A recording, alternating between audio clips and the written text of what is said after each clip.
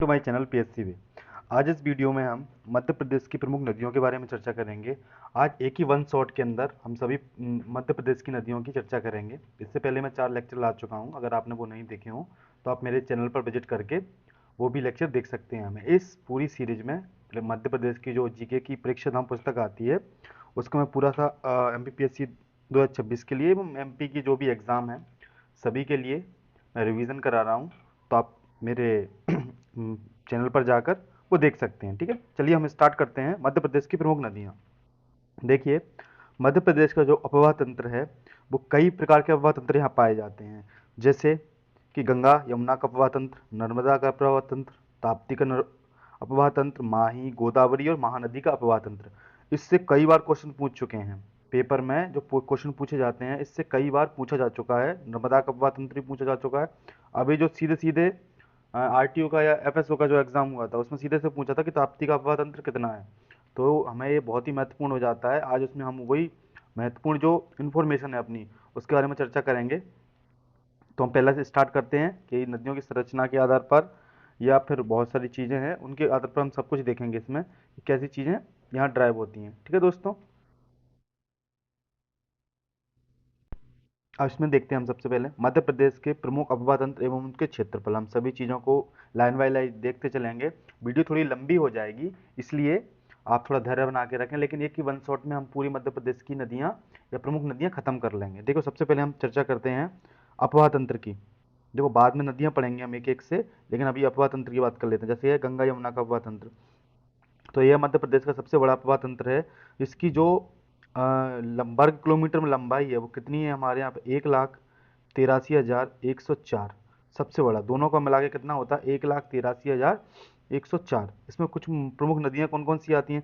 चंबल आता है, बेतवा आता है, सिंध आता है, धसान आता है, क्षिप्रा आता है, टॉन्स आता है, सोन आता है, केन आता है, काली सिंध आता है। जो नदियाँ हमारी मुख्य रूप से उत्तर दिशा की ओर प्रवाहित हो रही हैं वो सभी नदियाँ किसके अंतर्गत आती हैं?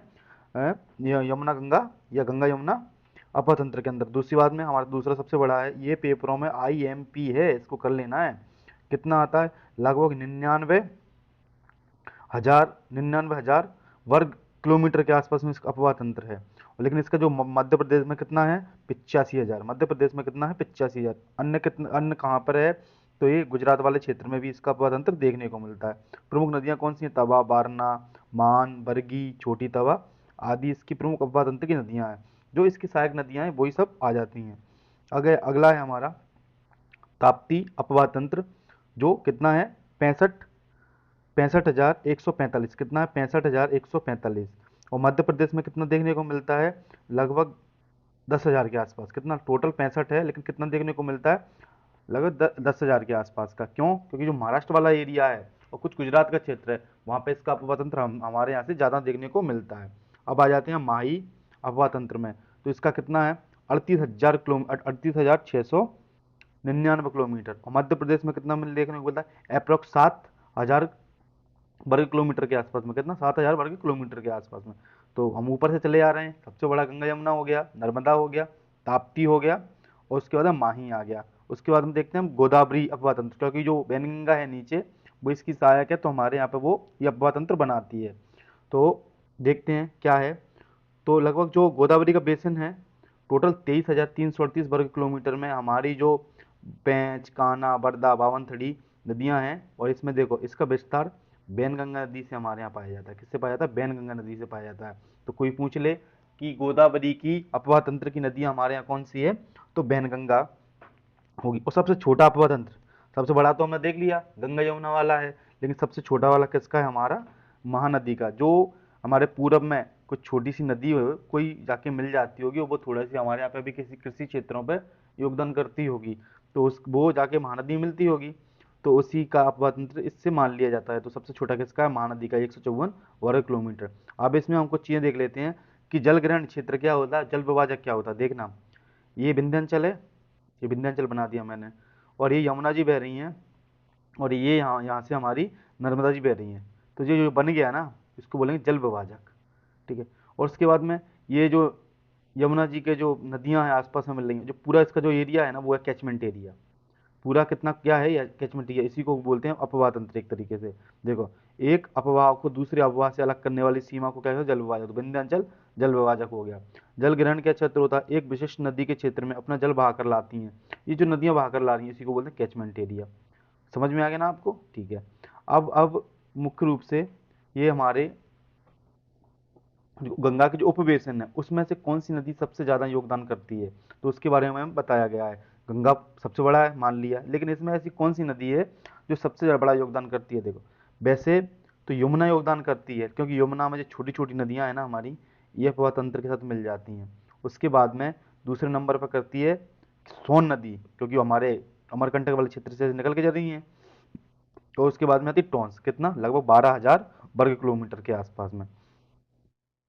उसके बाद नर्मदा बेसिन 85,000 हमारे यहाँ पे है। गोदावरी बेसिन 23,000 हमारे यहाँ पे है। ताप्ती बेसिन लगभग 10,000 के आसपास में हमारे यहाँ पे। माही 7,000 के आसपास में है। और सबसे छोटा कौन सा हो गया, महानदी बेसिन। ये हमने कहाँ से लिए हैं स्रोत, मध्य प्रदेश जल संसाधन विभाग के द्वारा। आगे आगे चलते हैं हम। अब इसमें बताया गया है कि कौन सी नदियां हैं वो कैसे प्रतिरूप बनाती हैं। आपने सुना होगा कि नदियों द्वारा कुछ प्रतिरूप बना, कोई आरेखीय है, अभिकेंद्रीय है, ठीक, गोलाकार, पक्षी आकार, उसी रूप में नदियों के नाम लिखे हुए हैं। देखो आयताकार का अर्थ क्या होता है, कोई नदी ऐसे बहती है ऐसे ऐसे करके, ऐसे ऐसे कोई बनाती हुई चलती है, तो उसको बोलते हैं आयताकार अपवाह तंत्र। ठीक है, या ये नदी बह रही है, इसकी जो नदियां मिलती होंगी ना तो ऐसे आके मिलती होंगी चौकोर क्षेत्र में। तो इस अपवाह तंत्र को क्या बोल देंगे हम, आयताकारी अपवाह। तो किस नदी का बनाती है, सोन नदी बनाती है। समांतर क्या होता है, जब दो नदियां ऐसे समांतर बह रही होती हैं तो उनको बोलते हैं समांतर प्रतिरूप में बनाना। उसके में अध्यारोपित क्या होता है, अध्यारोपित, ये नदियां ऐसे निकल नहीं होती हैं अध्यारोपित में। और अध्यारोपित का ये नहीं है कि जो इनकी जो ढाल के विपरीत भी कभी कभी ये बहती हैं, पहले से जो चली आ रही है ना उसी जगह, चाहे इन्हें क्या करना पड़े, भीड़ों को काटना पड़े, लेकिन बहती है पहले से जैसे चली आ रही थी ना, चाहे अपने भूसल चलन से अपना क्या भी परिवर्तन हो चुका हो आपके क्षेत्र में, लेकिन ये उस क्षेत्र को काट देंगी और वहां से प्रभावित होने लगेंगी। तो इसको क्या बोलते हैं, अध्यारोपित बोलते हैं। आगे आते हैं अनुगामी। अनुगामी का अर्थ क्या होता है, एक नदी ऐसे चल रही है, साथ में उसकी एक नदी ऐसे चलने लगेगी, तो उसको कहते हैं अनुगामी नदियाँ। ठीक है, और उसके यहाँ पे ऐसे नदियाँ मिल रही होती हैं, उनको क्या बोलेंगे, अनुगामी। जैसे कोई नदी चल रही है तो उसके यहाँ पे ऐसे मिल जाएंगी, समकोण पे आएंगी, तो क्या बोलेंगे, अनुगामी नदियाँ। अब उसके अंदर वृक्षाकार, वृक्षाकार नदियाँ, तो प्रतिरूप क्या है, मध्य प्रदेश की अधिकांश नदियाँ वृक्षाकार, छोटे छोटे ऐसे, एक वृक्ष होता है ऐसे प्रवाहित होगी, छोटी छोटी नदियाँ ऐसे आके मिल जाएंगी तो वृक्ष जैसी आकृति बन जाएगी, तो उसको क्या बोलेंगे, वृक्षाकार आकृतियाँ होंगे। तो हम जनरली देख लेते हैं, वृक्षाकार अधिकांश नदियाँ बनाती हैं। अनुगामी नदियाँ कौन बनाती हैं, ताप्ती नदियाँ पे समकोण पे आगे जो मिल रही होती हैं ऐसे। तो ये हमारी क्या अनुगामी होगी। अध्यारोपित क्या हो गई, कि इसको उसी ढाल से बहना है, चाहे जमीन ऊंची हो गई हो भूसंचलन से नीचे, इसको काट के भी निकल जाएगी, इसलिए तो भीड़ बनाती है बड़े बड़े। फिर आयताकार नदियाँ, इसके जो प्रतिरूप है ना, ऐसे कि ये बह रही है, कई नदियाँ ऐसे आके मिल जाएंगी, ऐसे आके मिल जाएंगी, तो ये चौकोर तरीके से बना लेती है। जलायतित प्रतिरूप, जल सोन की जो बड़ी बड़ी नदियां हैं, सोन की जो सहायक नदियां वो आके इससे मिल जाती हैं तो जलायतित बनाते हैं। समांतर जैसे नदियां बराबर में बह रही होती हैं तो उनको समांतर आय वो बोलते हैं, हम प्रतिरूप बोलते हैं। आगे चलते हैं हम। तो इसमें जो बताया गया मध्य प्रदेश के प्रमुख नदियों के बारे में, कि उत्तर में कौन सी नदियां प्रवाहित होती हैं, पूर्व में कौन सी प्रवाहित होती हैं, दक्षिण में कौन सी प्रवाहित होती हैं, पश्चिम में कौन सी प्रवाहित होती हैं। तो एक नज़र में हम देख लेते हैं, उत्तर की ओर जो प्रवाहित होती हैं वो किस में मिलती हैं, जाके यमुना में जाके मिल जाती हैं। मुख्य रूप से यमुना में जाके मिलती हैं, और एक हाथ दो होती हैं वो जाके गंगा जी में जाके मिल जाती है। सोन हुई तो वो टॉन्स हुई तो वो किसी गंगा जी में जाके मिलती हैं सीधे। तो चंबल, क्षिप्रा, काली सिंध, पार्वती, सिंध, बेतवा, कैन, टॉन्स। पश्चिम में तीन ही नदियाँ होती हैं हमारी, नर्मदा जी, ताप्ती और माही। उसके बाद में पूरब में सोन, जोजिला, महाना। कौन सी नदी है, महाना। ये हम जाएंगे ना अब रीवा वाले क्षेत्र में से निकल के, तो सतना वाले क्षेत्रों से, तो हमारी महानदी प्रभावित होती है। महान नदी एक महाना भी है उधर ही। और दक्षिण में बैनगंगा, पेंच, बरदा, प्राणहिता। कहते हैं बैनगंगा और बरदा मिल जाती है ना तो उसको क्या बोलते हैं, प्राणहिता बोलते हैं। कान्हा नदी वही कान्हा कश्मीर नेशनल पार्क से निकल रही है। और कुछ मध्य प्रदेश से जुड़ी हुई कुछ फैक्ट हैं, जैसे नदियों का मायका किसको कहा जाता है, मध्य प्रदेश को कहा जाता है। नदियों का मायका किसको कहा जाता है, मध्य प्रदेश को कहा जाता है। मध्य प्रदेश की 5 सबसे बड़ी नदियाँ, सॉरी, नर्मदा, चंबल, सोन, ताप्ती। नर्मदा, चंबल, सोन, ताप्ती। तो हमको ऐसे याद कर लेना है, कोई एक्रोनिम्स बना दो, जैसे नर्मदा जी हो गई, और चंबल हो गई, सोन हो गई, और ताप्ती हो गई। देखो नेशनल कमीशन शेड्यूल ट्राइब्स कितना प्यारा बन गया है, मतलब मैंने तुरंत यहाँ बैठ के बनाया है। तो क्या बन गया, national commission of schedule tribes, NCST, NCST, national commission of schedule tribe. इसको आप याद करके रखना है। और उसके बाद में आ जाता है बेतवा, बोर्ड भी लगा दो उसमें। तो ये 13/12/965, 780, 724, और बेतवा जी हैं तो 590 किलोमीटर इतना हो गया। तो ये क्रम से बनी हुई है, लेकिन मध्य प्रदेश में इनकी लंबाइयाँ क्या है, कम पाई जाती है, वो हमें बाद में जब इनको विस्तार से पढ़ेंगे। तो ये अब है भारत की 5 मध्य प्रदेश की हो गई NCSTB, तो बोर्ड भी हो गया। और ये गंगोक्रैना, बहुत अगर पूरा याद करो, चिघासा चमाका, पूरा ऐसे भी होता है, ये क्या होता है, चिघासा चमाका। देखो, गंगा से गंगा जी, गो से गोदावरी, का से कृष्णा, क्राना होता है, और या से यमुना, और ना से नर्मदा, और फिर चिघासा आ जाता है ना, तो फिर होता है चिनाब, चिनाब, घग्गर, सतलुज, चंबल, माही, ठीक है, और इससे हो जाता है कावेरी। जैसे महानदी है, माही नहीं है, महानदी, महानदी और एक कावेरी। ऐसे हमने पूरे कितने नाम याद कर लिए, 11 के क्रम याद कर लिए, चिघासा चमाका, आपको लिखना हो लिख लेना। आगे चलते हैं हम। तो ये उसके बाद हम नदियों के बारे में बता दिया गया है कि ये माही नदी जा रही है, 2 बार कर्क रेखा को काट रही है। ये चंबल जा रही है ऊपर की ओर, सिंध है, ये बेतवा है, ये कैन है, ये तमसा या टोंस है, ये सोन नदी है। ये विंध्याचल पर्वत श्रेणी है हमारी। उसके बाद में ये हमारी नर्मदा जी बह रही हैं अमरकंटक से निकल के, और यहाँ बैतूल वाले क्षेत्र से निकल के ताप्ती जी बह रही हैं। और ये क्या है, हमारा सतपुड़ा पर्वत हो गया, नीचे वर्धा और बैनगंगा मिलती है, तो ये क्या हो जाता है, प्राणहिता हो जाती है। ये प्राणहिता हो गई, कान्हा नदी आ रही है यहाँ, छोटी छोटी नदियाँ, वो जाके गोदावरी में अपना पानी डालनी है, प्राणहिता कहलाती है। अब आगे चलते हैं, हम एक एक नदी को देखेंगे हम जी। अब बोलते हैं कि जो गंगा जी, वो नर्मदा जी हैं, वो क्या बनाती हैं, ये क्या होता है, वैसे नदियों के तट पर क्या बनता है, डेल्टा बनता है, लगून बनता है, लेकिन नहीं, ये क्या बनाती हैं, एस्चुरी बनाती हैं। पश्चिमी घाट में जो नदियाँ बनती हैं वो एस्चुरी बनाती हैं, ना कि डेल्टा बनाती हैं, ये हमें ध्यान रखना है। और छोटे छोटे द्वीप पाए जाएंगे, तटबंध पाए जाएंगे दायां बायां, ये तब उसके बारे में बताया गया है। ये सहायक नदियाँ मिलती हैं और संगम क्षेत्र होता है, उद्गम क्षेत्र भी सोर्स क्या है, अमरकंटक है। अब इसी की चर्चा में हम सब कुछ पढ़ेंगे कि उद्गम स्थल क्या है हमारा, उसके बाद में लंबाई कितनी है, मुहाना कहाँ मिलता है, और कुछ सहायक नदियाँ हैं तो वो कौन कौन सी हैं। तो हम देख लेते हैं, अब चंबल के बारे में बात कर लेते हैं। सबसे पहले आती है हमारी उत्तर की ओर प्रवाहित नदियाँ। हम देखेंगे पहले उत्तर की ओर प्रवाहित होने वाली नदियों के बारे में चर्चा करेंगे। तो इसमें क्या है, चंबल नदी है, कहाँ से निकलती है, जानापाऊ पहाड़ी के पास से निकलती है, इंदौर से। इसकी लंबाई कितनी है, 965 किलोमीटर। और यह यमुना जी में कब मिल जाती है, तो इटावा के पास में। ये IMP है, इसको कर लेना, कहाँ मिलती हैं, इटावा के पास में। बेतवा जी को भी देखेंगे हम बाद में, कैन को भी देखेंगे। ये 3 क्षेत्र होते हैं, जैसे बेतवा जी हमीरपुर में जाके मिलती हैं, फिर वो जालौन वाले क्षेत्र में जाके मिल जाती हैं, कैन। तो इसी प्रकार से हम सबको याद करेंगे। नोट क्या है, कुआरी, सिंध, चंबल, बाहुज, यमुना। मैं नदियों को सम्मान रूप से इसलिए बोल रहा हूँ क्योंकि हमारे यहाँ पे नदियों को माता का दर्जा दिया गया है, और क्षेत्र विशेष लोगों में इनके लिए बहुत मान्यता है। अगर हम उनके लिए गलत वर्ड का यूज़ करते हैं तो क्या होता है, कई बार लोगों की भावनाएं आहत हो जाती हैं। तो आप भी अच्छे तरीके से यूज़ किया करो, क्योंकि हमारे यहाँ पे उनका सांस्कृतिक महत्व बहुत है। सॉरी। हाँ, अब है चंबल की सहायक नदियाँ, ये है कौन कौन सी हो गई, कुंवारी, सिंध, चंबल, पाहोज, यमुना। इन नदियों को एक साथ में क्या बोला जाता है, पंचनद बोला जाता है, कुंवारी, सिंध, चंबल, पाहोज और यमुना। ये क्या है, जो ऊपर की और उत्तर की, तो इनको क्या बोला जाता है, पंचनद। क्योंकि पुराने जो वेद वगैरह में या फिर पुराणों वगैरह में इनके बारे में चर्चा मिलती है, तो इन्हीं नामों से इनको जाना जाता होगा, इसलिए इनको पंचनद भी कहा जाता है। अब आज क्षिप्रा, इनको मालवा की गंगा कहा जाता है, इंदौर के काकड़ीवाड़ी से निकलती है, महाकाल मंदिर इन्हीं के किनारे स्थित है। इनके बारे में डिटेल में और चर्चा करेंगे। फिर शिवना नदी, जो हमारा मंदसौर के क्षेत्र में मुख्य रूप से बहती है, इन्हीं के किनारे पशुपतिनाथ मंदिर है। यहाँ पर शिव जी के 5 मुख हैं, मुख्य 5 हैं या फिर एक अधिक मुख हैं, तो उसके बारे में जो पिंडी है, शिवलिंग है, उसमें के अधिक मुख हैं, एक पशुपतिनाथ है। एक पशुपति मुख्य पशुपतिनाथ मंदिर कहाँ है, काठमांडू में, नेपाल में। ये शिवना नदी का उद्गम राजस्थान के प्रतापगढ़ जिले से होता है और सेवना गांव से होती है। देखना हमारे यहाँ नहीं होती, आती है। जब आप ऐसे मध्य प्रदेश का ये पूर्व वाला क्षेत्र देखते हो ना, तो ऐसे निकलती है, ऐसे ऐसे। तो ये प्रतापगढ़ है यहाँ पे। प्रतापगढ़ किसके लिए फेमस है, हिंग के लिए फेमस है।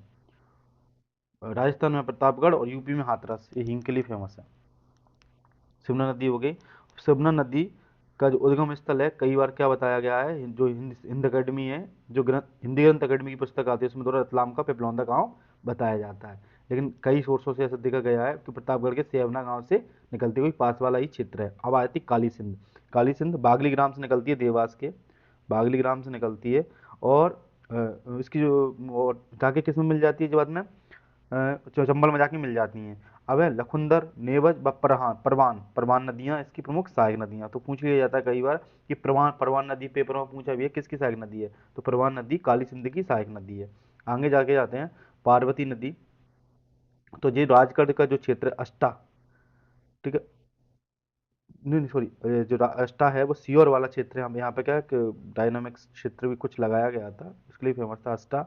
सीहोर जिले से वहाँ से पार्वती निकलती हैं और बाद में जाके चंबल में जाके मिल जाती हैं। क्योंकि ये सभी चंबल की सहायक है तो सभी जाके अपना जल कहाँ डालेंगे, चंबल नदी में डालेंगे।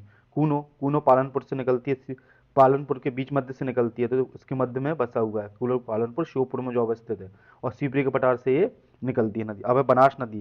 ध्यान रखना ये बनास नदी जो दो बनास नदी होती है तो पश्चिमी बनास जो अरावली के दूसरी साइड पश्चिमी साइड बहती हैं और ये पूर्वी साइड से निकलती हैं। तो इसमें निकलती हैं, अरावली के उद्गम स्थल है इसका कुंभलगढ़, जो कुंभलगढ़ क्षेत्र है वहाँ से इनका उद्गम स्थल है। और हमारी जो चंबल नदी है उसमें जाके मिल जाती हैं। और सीप नदी कहाँ श्योपुर से प्रभावित होती है। जो बंजारा बांध है एमपी में, जो बहुत पुराने पुराने बांध है, पागरा पगारा ये सब उत्तर में पाए जाते हैं। तो ये श्योपुर से निकलती है सीप नदी। और बंजारा बांध इसी पर अवस्थित है, जो किसकी सहायक है, चंबल की सहायक है। चंबल पर भीलों का चंबल पर बेणेश्वर धाम है, वहाँ पर भीलों का महाकुंभ भी लगता है। सोम जाखम नदियाँ जाके मिलती हैं तो उस क्षेत्र को। अब है चंबल पर जो बांध बने हैं तो कौन से बने हैं, गांधी सागर, राणा प्रताप सागर, जवाहर सागर और कोटा बैराज। कौन सा, कोटा बैराज, चार बंधे हुए हैं। इसमें मध्य प्रदेश का और यूपी वो उसका राजस्थान का 50-50% का वो है। और इसके प्रमुख जलप्रपात कौन कौन से हैं, चूलिया, ये राजस्थान का मुख्य रूप से बड़े बड़ों में से एक आ जाता है, मुख्य रूप से बड़े जो राजस्थान में गिने जाते हैं ना उनका। और शीतला माता इंदौर में ही है। जैसे आप जाओगे ना थोड़ा सा मानगांव को, मानपुर को थोड़ा क्रॉस करोगे तो आगे लेफ्ट साइड पे ऐसे बना हुआ है, तो नीचे जाओगे 1-1.5 किलोमीटर की ट्रैकिंग है, तो वहाँ पर शीतला माता वाटरफॉल बना हुआ है। झाड़ीदा इंदौर से ही निकलते हैं तो झाड़ीदा आपको मिल दिख जाएगा आगे। अब इसके बारे में थोड़ा मैप में देख लेते हैं। ये देखो ऐसे करके, ये देखिए कि ये इंदौर की मऊ से निकले आप, इधर से सिमना नदी आके मिल जाती है। ये छिप्रा नदी महाकाल मंदिर बसा हुआ है तो यहाँ पे एक बागली ग्राम से ये उद्गम हो रहा है छिप्रा जी का। और फिर ये राजस्थान वाले क्षेत्र में गांधी सागर, बराज सागर और जवाहर सागर, कोटा बैराज ये सब अवस्थित हैं। और काली सिंध भी कहाँ से निकल रही थी, हमारी अष्टा वाले क्षेत्र से। पार्वती भी निकल रही है हमारे, तो ये जाके ये काकरीबाड़ी से निकल रही हैं, ये बागली ग्राम से निकल रही हैं, ये अष्टा वाले क्षेत्र से निकल रही हैं। सीप ये सब कहाँ से निकल रही हैं, सीपरी वाले क्षेत्र से निकल रही हैं। तो ये सब जाके मिलती हैं और ये जाके इटावा के निकट में यमुना जी में अपना जल डाल देती हैं। और चूलिया प्रपात कहाँ पर अवस्थित है, कोई पूछ ले जाए तो चित्तौड़गढ़ वाले क्षेत्र में वो क्षेत्र है हमारा, भैरवगढ़, भैरव सागर जो भी है। और वहाँ पर राजस्थान में ये चूलिया प्रपात बनाती हैं। आगे चलते हैं हम कि विशेष तथ्य क्या है इनसे जुड़े हुए। तो चंबल नदी को अवनालिका के लिए फेमस, मैंने बताया ना अध्यारोपित नदी है ये, कि अपना ये मार्ग नहीं बदलेगी, ये चाहे कितनी भी ऊंचाई हो जाए उसको काट के निकलेंगी। तो अध्यारोपित नदियां हैं हमारी। क्योंकि हमने बताया होगा परिवर्ती नदियां पूर्ववर्ती नदियां जब हम पढ़ते हैं तो ये नदियों की जो दिशाएं होती हैं, जो अध्यारोपित नदियां होती हैं वो अपने जो पुराने मार्ग से संचालित होती चली आ रही थी। तो कई नदियां पता है कैसी हैं, जैसे जो हिमालय से, हिमालय वाला क्षेत्र हो लेकिन तिब्बत से आती हैं और इंडिया में निकल आती हैं, इस सबको काटते हुए निकल आती हैं, तो ये नदियाँ अध्यारोपित नदियाँ हैं। आगे चलते हैं। तो एलुवियल जलोढ़ मृदा पर पाई जाती है। बीड़ वाला क्षेत्र है कौन सा, भिंड मुरैना बागियों वाला क्षेत्र जिसे बोला जाता था पहले। और जो देवरी में चंबल घड़ियाल अभ्यारण्य बनाया गया है जो मुरैना के निकट अवस्थित है। यहाँ पे डॉल्फिन संरक्षण केंद्र भी बनाया गया है। तो लोग पूछते हैं कि चंबल का एम्बेसडर कौन है, तो यहाँ की जो डॉल्फिन है वो यहाँ का ब्रांड एम्बेसडर है। अब उसके बाद में यहाँ पर जो कुछ कछुए की प्रजाति पाई जाती हैं तो पूछ लिया था बटागुर या कटवाहा, चित्रा, इंडिका कछुए की प्रजाति कहाँ पाई जाती है, तो चंबल नदी में पाई जाती है। चंबल नदी का पुराना नाम क्या है, चरमावती, धर्मावती व कामधेनु। ठीक है, इस ऐसा बोला जाता है कि चरमावती ऐसे है, एक खूनी नदी भी बोलते हैं इनको।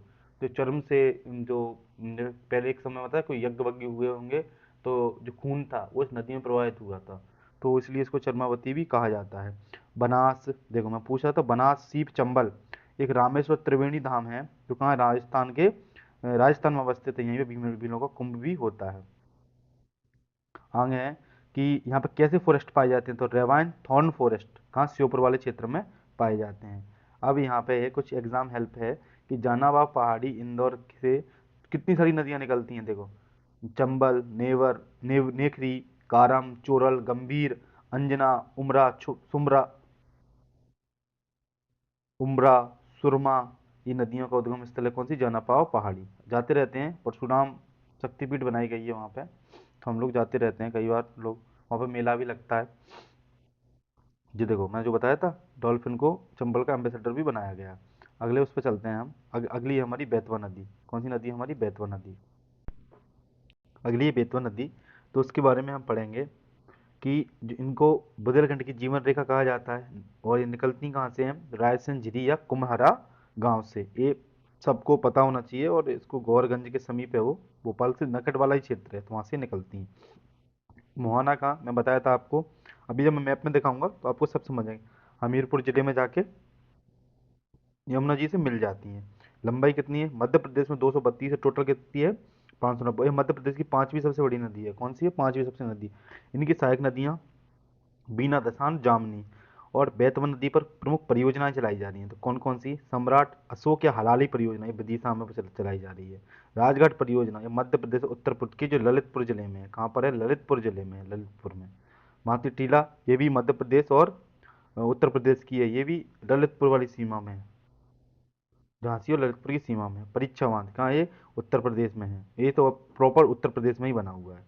आगे चलते हैं हम, इसमें कुछ पॉइंट लिखे हुए हैं कि राहतगढ़ और भालकुंड जलप्रपात, ये एक ही मेरे दोस्त है, मतलब सर ने फनी हुआ, ये तो नीचे क्या नदियाँ बनाएंगी उसके बारे में हम पढ़ेंगे, भालकुंड वगैरह।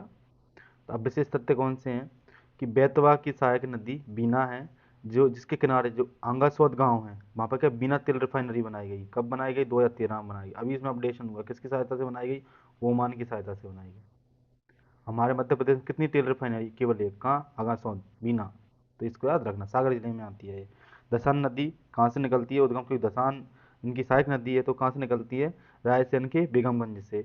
ठीक है, लहचुरा बांध बना हुआ है, जिस पर कौन सा बांध बना हुआ है, दसान नदी पर कौन सा बना हुआ है, लहचुरा बांध बना हुआ है। बीना नदी के किनारे सागर जिले में स्थित एरण, हम जो पढ़ते हैं यहाँ पर, सती प्रथा के जो गोपराज की पत्नी थी, भानुगुप्त के सेनापति गोपराज की पत्नी के साक्ष्य मिलते हैं, किसके, भानुगुप्त के सेनापति गोपराज की पत्नी के सती होने के साक्ष्य यहीं से प्राप्त होते हैं। तो मध्य प्रदेश में कहाँ से बोलना है, एरण से।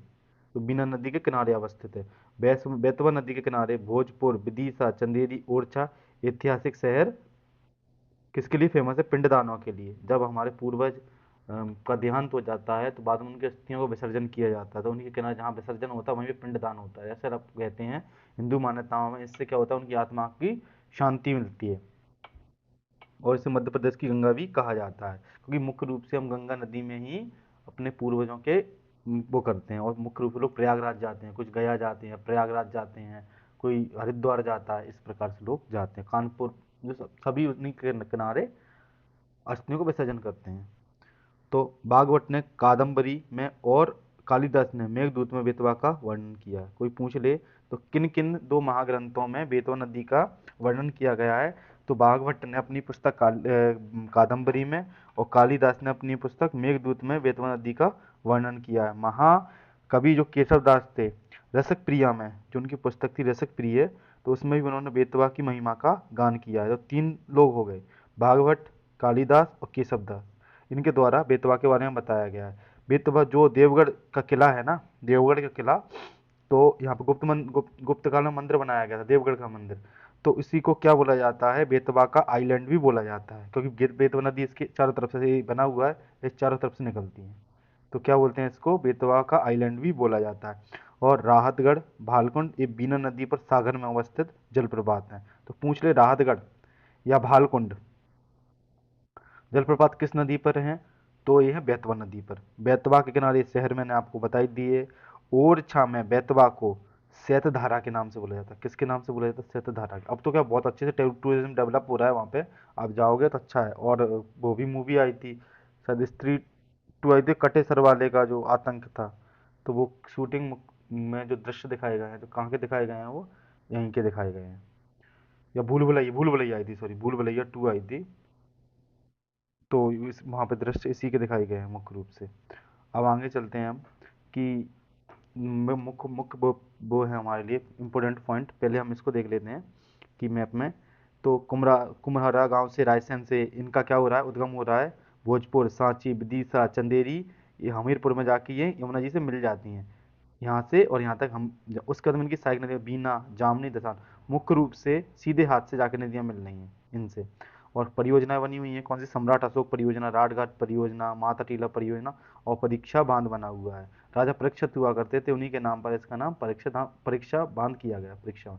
तो INS बेतवा, और ये क्या है हमारे यहाँ पे एक प्रोजेक्ट प्रोजेक्ट 15 और प्रोजेक्ट 75A चल रहा है। उसके तहत हमारे यहाँ पे क्या बनाई जा रही है, सबमरीन बनाई जा रही हैं।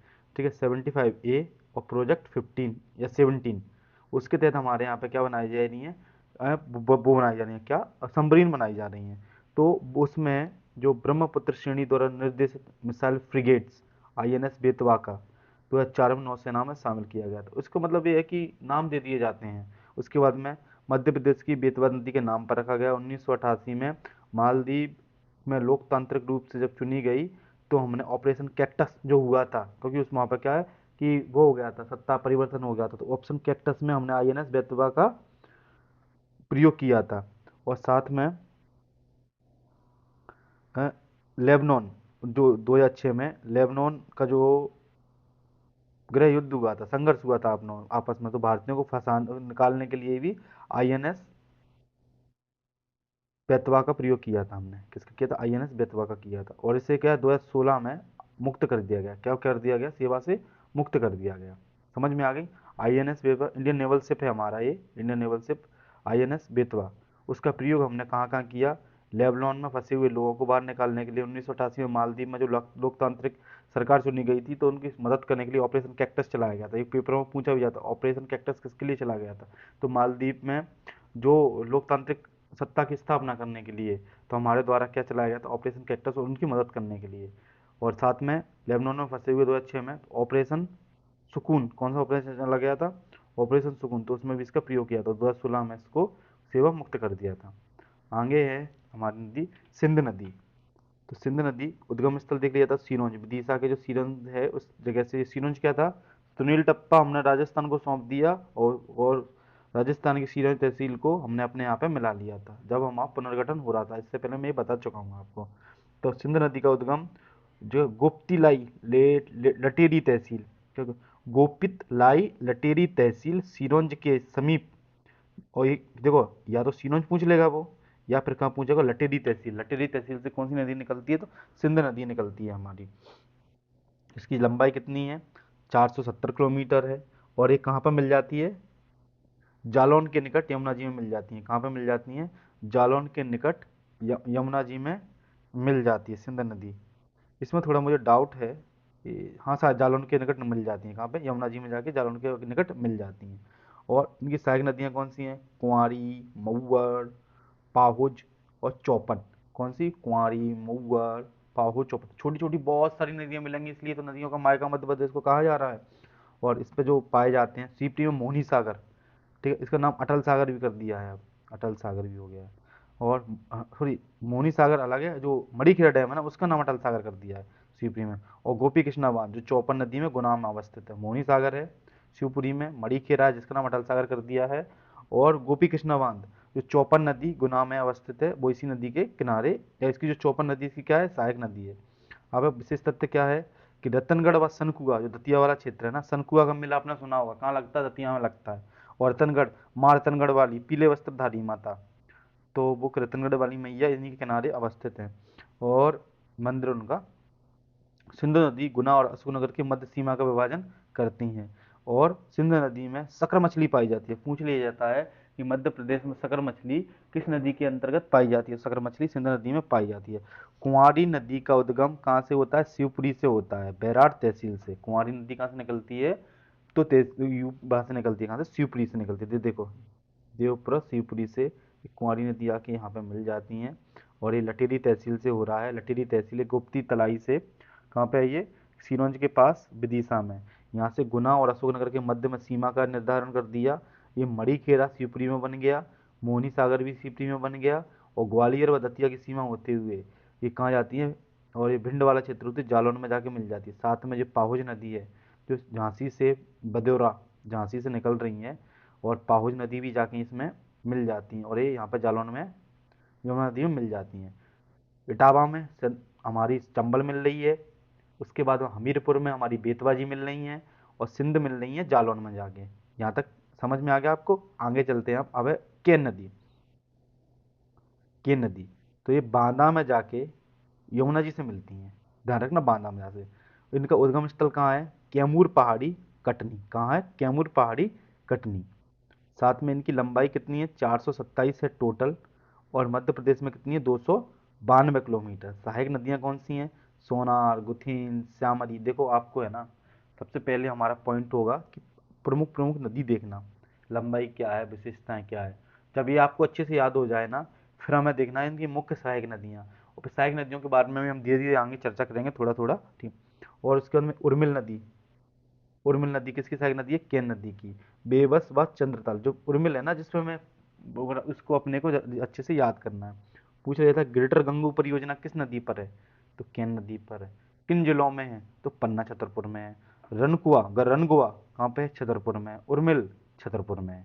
ये सब कहाँ हो गई? मुख्य रूप से छतरपुर में ही देखी जा रही हैं, लेकिन ग्रेटर गंगू पन्ना नेशनल पार्क के आसपास पाई जाती है, इसलिए दोनों क्षेत्रों में फेमस है। अब केन बेतवा के प्रमुख जलप्रपात, जो कि पांडव जलप्रपात पूछ लेते हैं कहाँ अवस्थित है, और स्नेह जलप्रपात, तो जो हमारा पन्ना राष्ट्रीय उद्यान है उसमें स्नेह प्रपात और स्नेह जलप्रपात और जो पांडव देखे जाते हैं जो पन्ना राष्ट्रीय उद्यान है मुख्य रूप से वहीं, तो किस नदी पे है? केन नदी पर है।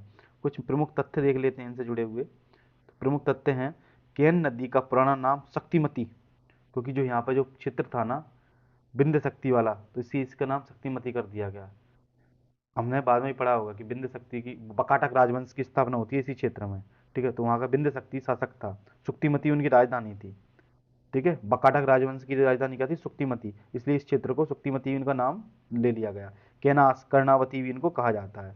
यहाँ पे केन, देखो, सोच के घड़ियाल तीन में पाए जाते हैं। सोच के सोन नदी में, चंबल नदी में और केन नदी में, और ये तीनों नदियां मध्य प्रदेश से प्रभावित होती हैं। सोच के, सोन, चंबल और केन, सब में कहाँ क्या पाए जा रहे हैं? घड़ियाल पाए जा रहे हैं, और तीनों मध्य प्रदेश से प्रभावित हो रही हैं मुख्य रूप से। तो ये देखिए, तो केन घड़ियाल केंद्र कहाँ पे है? पन्ना व छतरपुर में है। भारत की ये पहली नदी लिंक परियोजना 2005 में की गई थी, केन बेतवा। कौन सी? केन बेतवा। लगभग 14 44 हजार करोड़ रुपए में ये परियोजना बनाई जाए। 2 धन बांध वगैरह यहीं से बनाया जाएगा, ऐसे तो लिफ्ट करके पानी डाला जाएगा कैन का बेतवा में, क्योंकि बेतवा नदी सूख जाती है। अब आगे देखते हैं, तो इसको सबसे पर्यटन की दृष्टि से सबसे सुंदर नदी का दर्जा किसको दिया गया है? केन नदी को दिया गया है। केन नदी घाटी सतना और रीवा के पठार को अलग करती है। तो केन यहाँ से गुजरती हैं, बांदा में जाके मिल जाती हैं यमुना जी में। तो ये है ना किसका? रीवा और सतना और रीवा के जो पठार है उसको अलग करती हैं। केन कोसी बिजावर पन्ना, जो पहाड़ियों को काटकर गौर्ज बनाती है, तो यहाँ से निकल रही हैं पन्ना से। तो यहाँ पे क्या है? जो बिजावर श्रेणी है जहाँ से क्या हीरे निकाले जा रहे हैं, कहाँ अवस्थित है? पन्ना में अवस्थित है। तो वहाँ पे क्या गौर्जों का निर्माण करती हैं। और सोनार पूछ लिया जाता है, सोनार किसकी सहायक नदी है? तो सोनार की सहायक नदियाँ कौन कौन सी हैं? इसी की सहायक नदी सोनार है, तो वहाँ की कोपरा और ब्यारमा नदी उसकी सहायक है। अब एक बार हम इसको इन नदियों को गो थ्रू कर लेते हैं। देखो निकल कहाँ से रही हैं, एक मिनट। निकल कहाँ से रही हैं? तो कटनी से निकल रही हैं, अहिर गांव से। सोनार नदी इनकी सहायक है, उसकी हमने ब्यारमा नदी देख ली, उसके मेरन नदी, गोथेन नदी और श्यामबरी नदी इनकी सहायक है। पन्ना टाइगर रिजर्व के मध्य से गुजर रही है। ग्रेटर गंगो बांध बना हुआ है, इसने प्रपात बना हुआ है। केन घड़ियाल केंद्र भी अवस्थित है, वही छतरपुर वाले क्षेत्र में। उर्मिल नदी आके मिल रही है, चंद्रबला नदी जाके मिल रही है, और चिल्ला घाट बांदा में जाके ये यमुना नदी से मिल जाती हैं। ये आपको समझ में आ गया होगा। इसने हो गया, पांडव जलप्रपात हो गया, तो ये सब इन्हीं के किनारे बना हुआ है। और किसके मध्य से गुजर रही है? पन्ना नेशनल पार्क के मध्य से, इसीलिए। और केन बेतवा लिंकन परियोजना, क्योंकि केन का पानी बेतवा में डाला जाएगा, बेतवा का पानी, तो ये परियोजना प्रारंभ की जा रही है। क्योंकि जो बांधव ऐसा है, जो बेतवा का पानी है ना, बेतवा का पानी इसमें डाला जाएगा। बेतवा का पानी 2 धन बांध की तरह इसमें, क्योंकि ये आगे जाके ना बांदा वाले क्षेत्र में सूखी हो जाती हैं, इसलिए डाला जा रहा है। आगे चलते हैं। तो कुछ वो है, वो आगे पढ़ लेंगे हम। जैसे प्राणहिता किसको ज़्यादा, मैंने आपको पहले ही बता दिया था, बैनगंगा और वर्धा को। और भद्रावान किसको बोला है, दो नदियों का संगम होता है। तो जो नर्मदा और तवा मिलती है तो भद्रावान। मंदाता, नर्मदा और कावेरी नदी, लोग पूछते हैं, जो वहाँ ओमकारेश्वर वाला क्षेत्र है ना, तो ओमकारेश्वर के वहाँ पर कावेरी नदी का संगम होता है। उसी वो क्षेत्र को क्या बोलते हैं, मानदाता शहर भी बोलते हैं ओमकारेश्वर को, मानदाता शहर। क्योंकि वहाँ पर राजा राजा मानदाता हुए थे। रामेश्वरम त्रिवेणी में क्या है, चंबल सीप और बनास नदी आके मिल रही हैं। आगे चलते हैं, टोंस नदी या तमसा नदी भी कहते हैं इनको। तो टोंस नदी में क्या है, कैमूर श्रेणी निकलती कहाँ से है, तो मैहर से निकलती हैं। किस जिले से निकलती हैं, तो मैहर जिले से निकलती हैं। मैहर जिले से निकलती हैं कहाँ से, तमसा कुंड। और कैमूर श्रेणी की झुके ही गांव तमसा कुंड से, मैहर जिले से। मुख्य रूप से मैहर याद रखो, बाद में जब ये आप मैहर याद हो जाए तो उसके बाद में हमें जाके वो याद करना है। उसके बाद में प्रयागराज में गंगा जी से मिल जाती हैं ये, क्योंकि तमसा नदी वहीं मिलती है प्रयागराज में। और पटना में जाके कौन मिलती हैं, सोन नदी जाके मिलती हैं। 264 किलोमीटर इनकी कुल लंबाई है। सहायक नदियां हैं बीहड़, महाना और बेरन। मैंने बोला था आपको कि महाना नदी के बारे में बताऊंगा मैं, तो वो वही भी महाना है। उसके बाद में जो टॉन्स परियोजना है कहाँ है, रीवा जिले में अवस्थित है। कोई पूछ ले कि टॉन्स पर परियोजना जो बनी हुई है किस जिले में बनी हुई है, तो वो रीवा जिले में जाके बनी हुई है। प्रमुख जलप्रपात कौन कौन से बना रही हैं ये, आईएमपी कर लेना इनको, आईएमपी, क्योंकि इनकी जो सहायक नदियां हैं उन पे ही बहुत सारे जलप्रपात पाए जाते हैं। तो पूर्वा जलप्रपात टॉन्स नदी पर रीवा में। पूर्वा जलप्रपात पूर्व की ओर है तो पूर्वा हो गया। पियासन या चचाई, चूलिया से कंफ्यूज मत मत मत कर देना इनको। तो बीहड़ नदी पर, किस नदी पर, बीहड़ नदी पर। केवटी जलप्रपात, केवटी बहुटी, ये बहुटी क्या है हमारा, सबसे ऊंचा जलप्रपात है जो लिखा भी है। बहुटी जलप्रपात है, वो किस नदी पे है, महाना नदी पर अवस्थित है। और सबसे, सॉरी, सेलर नदी पर अवस्थित है। और केवटी किस पे है, महाना नदी पर अवस्थित है। ये किसकी सहायक नदियां हैं, तमसा नदी की या टोंस नदी की सहायक हैं। तो बहुटी किस पे हो गया, सेलर नदी पर। सबसे बड़ा कहाँ है, तो हमारा मऊगंज में। मैंने बोला था आपसे कि रीवा से अलग हो गया, पहले मैंने वीडियो बताई थी। तो रीवा से अलग होके जो हमारा मऊगंज बना है पूर्व की ओर में, जिसकी सीमा उत्तर प्रदेश से अब लगने लगी है, तो वहाँ पर सेलर नदी पर बहुटी जलप्रपात पाया जाता है। जो कि सेलर नदी टोंस की सहायक नदी है। और सबसे बड़ा जलप्रपात कौन सा, बहुटी जलप्रपात है।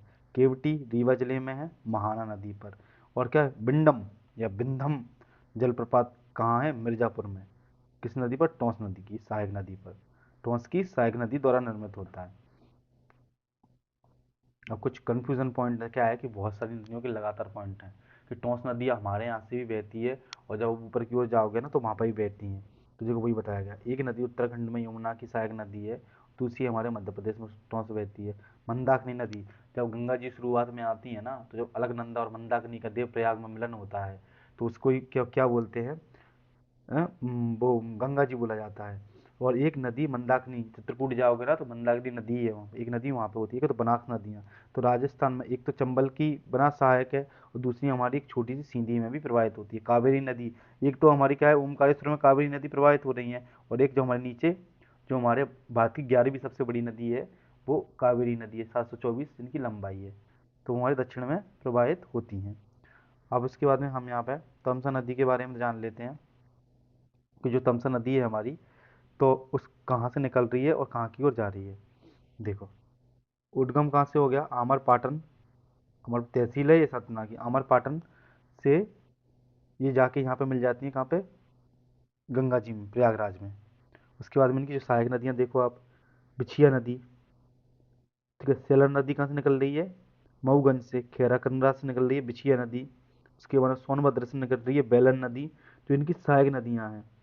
और ये जाके ये महाना नदी निकल रही है। महाना नदी कहाँ से निकल रही है, केवटी जलप्रपात जो था इसके किनारे, तो ये रीवा से निकल रही है। और बहुटी मऊगंज पर अवस्थित है। बेलन नदी आ गई, और सेलन नदी पर बहुटी अवस्थित है, मऊगंज से निकलती है ये, और जाके यहाँ पे प्रयागराज में जाके मिल जाती हैं। तो ये जुलेरी गांव से हमारी टोंस निकल रही है, और बीहड़ नदी निकल रही है अमरपाटन से। तो बीहड़ नदी के बारे में इंपॉर्टेंट चीज़ हो जाती है। लेकिन हमारी जुलेरी गांव सतना से क्या निकल रही है, टोंस नदी निकल रही है। ये जो पॉइंट हैं बाद में भी हम देखने को मिलेंगे, कि प्रमुख नदियों के किनारे कौन कौन से शहर अवस्थित हैं। जैसे नर्मदा नदी के किनारे जबलपुर, नर्मदापुरम, बड़वाह, नेमावर। बेतवा नदी के किनारे भोजपुर, सांची, चंदेरी, ओरछा। ताप्ती नदी के किनारे बुरहानपुर, नेपानगर, वैनगंगा के किनारे बालाघाट, बालाघाट के बारे में पूछ लिया जाता है किस शहर, किस नदी के किनारे अवस्थित है, तो वैनगंगा के किनारे अवस्थित है। शिप्रा नदी के किनारे उज्जैन अवस्थित है। ये खान नदी है। सरस्वती नदी के किनारे इंदौर अवस्थित है। जो लाल बाग पैलेस है ना, वो खान नदी के किनारे है। ये बर्गिंघम पैलेस जो लंदन में बना हुआ है, यूके में बना हुआ है, वो उसी की तर्ज पे बनाया गया था। बिछिया नदी बिहड़ किस नदी कहाँ पर है, रीवा इसके किनारे हुआ है। स्वर्ण रेखा ग्वालियर, जो अब नाला हो गया, ओवर ब्रिज बनना है इसके ऊपर से। सीप नदी श्योपुर के ऊपर, शिवाना मंदसौर, शिवाना नदी के किनारे कौन है, मंदसौर। नेवज नदी के किनारे राजघाट, राजगढ़ जो बना हुआ है। सिंध नदी के किनारे शिवपुरी व दतिया। और लखनदर नदी के किनारे क्या है, अगर मालवा। और चिल्ला नदी के किनारे शाजापुर, चिल्लर शाजापुर। तो इनको आप बार बार पढ़ोगे तो आपको ये याद हो जाएगा। वैसे तो मुख्य चीज़ें तो याद होंगी। अब हम देखेंगे पूर्व की ओर प्रवाहित होने वाली प्रमुख नदियाँ। अभी हमने कब क्या देखी थी, उत्तर की ओर जो प्रवाहित होने वाली नदियां हैं उनके बारे में चर्चा की थी। अब हम देखेंगे जो पूर्व की ओर प्रवाहित होने वाली नदियां हैं वो मध्य प्रदेश में कौन कौन सी हैं, उनके बारे में हम थोड़ा सा डिटेल में चर्चा करेंगे। जो जो सबसे ज़्यादा जो नदियां थी ना, वो उत्तर की ओर ही ज़्यादा प्रवाहित होती हैं। अब तो ये छोटी छोटी नदियां हैं, कम कम नदियां हैं, जो उसके बारे में हम चर्चा करने वाले हैं। अब है हमारी सबसे प्रमुख नदी सोन के बारे में। सोन नदी का उद्गम अमरकंटक के सोनूमड़ा, अमरकंटक मेकल श्रेणी से। देखो अब क्या छोटे छोटे क्षेत्र भी पूछे जाते हैं, इसलिए नहीं तो पहले पता है क्या याद किया जाता था, कहाँ से निकलती है, अमरकंटक से। अमरकंटक कहाँ अवस्थित है, अनूपपुर जिले में, इतना याद किया जाता था। अब क्या है, सोनूमाड़ा, सोनू जो का सोनमुड़ा अमरकंटक की मेकल श्रेणी से अनूपपुर जिले से निकलती हैं। ठीक है। अब है हमारा मोहाना, जो इनका जो मोहाना है किस में जाके मिलता है, तो पटना में, पाटलिपुत्र में जाके, पहले पाटलिपुत्र सोन नदी और इनके संगम पर अवस्थित था, इसलिए उसको राजधानी बनाया गया था।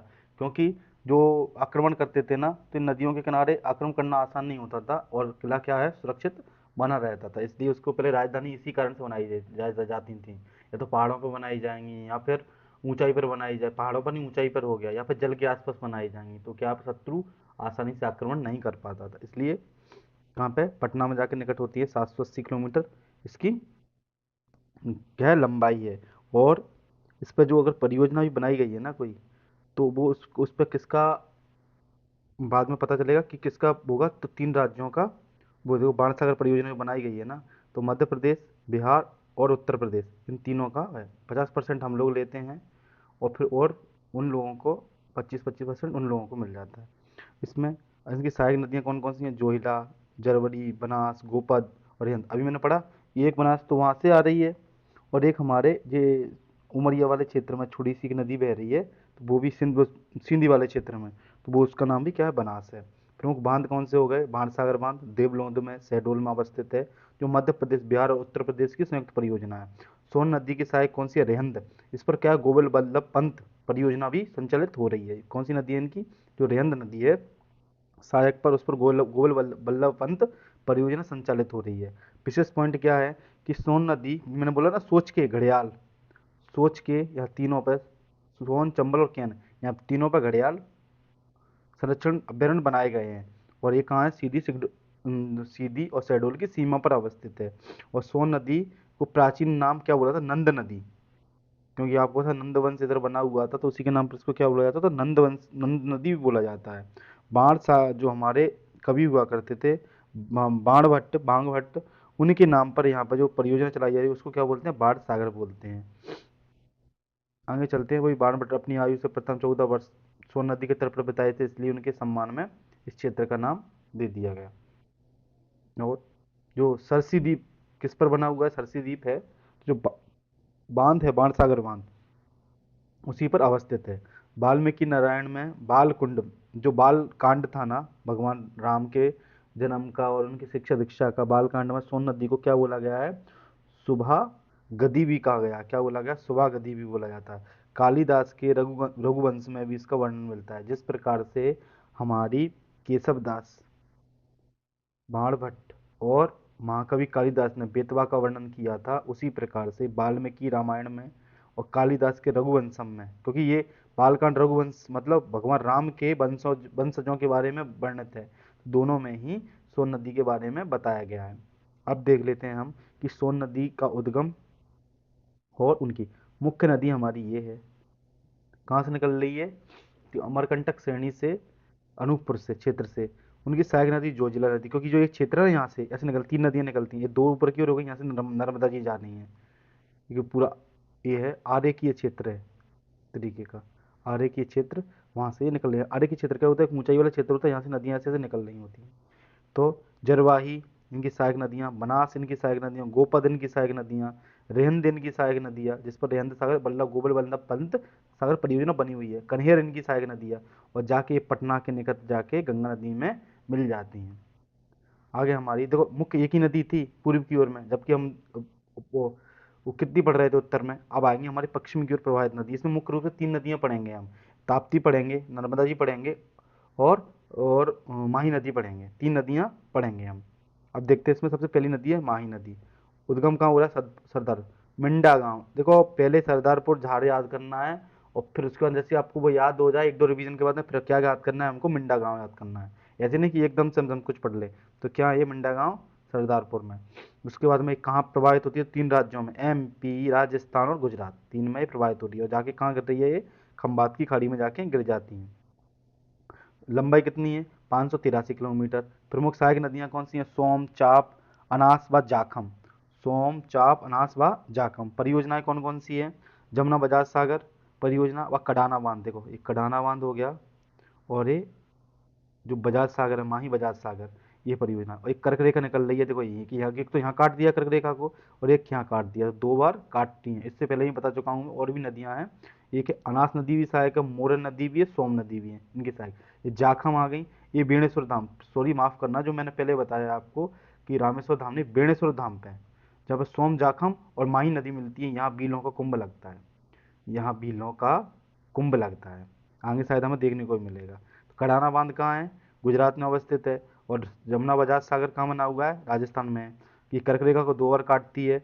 और जो वेणेश्वर त्रिवेणी धाम है, उस वो कहाँ है, माही, सोम और जाखम नदियों के संगम पर बना हुआ है। और माही को आदिवासी गंगा भी कहा जाता है। 56 का मैदान, राजस्थान का जब हम ज्योग्राफी पढ़ते हैं ना, उसमें 56 का मैदान आता है। 56 का मैदान इसी नदी के किनारे अवस्थित है। ये सब मैंने आपको समझा दिया।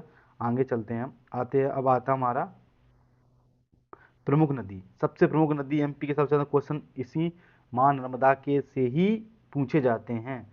तो उद्गम मध्य प्रदेश की जीवन रेखा कहा जाता है, अमरकंटक अनूपपुर जिले से निकलती हैं। उसके बाद मुहाना कहाँ है, तो ये गुजरात में रहता है, खंबात की खाड़ी में अपना जल डालती हैं। ये इनकी जो प्रवाहन क्षेत्र का है, क्या है, मध्य प्रदेश, गुजरात व महाराष्ट्र है। लंबाई कितनी है, 1312 किलोमीटर है, मतलब 1312 किलोमीटर है। और मध्य प्रदेश में 10 से 70 किलोमीटर प्रवाहित होती हैं।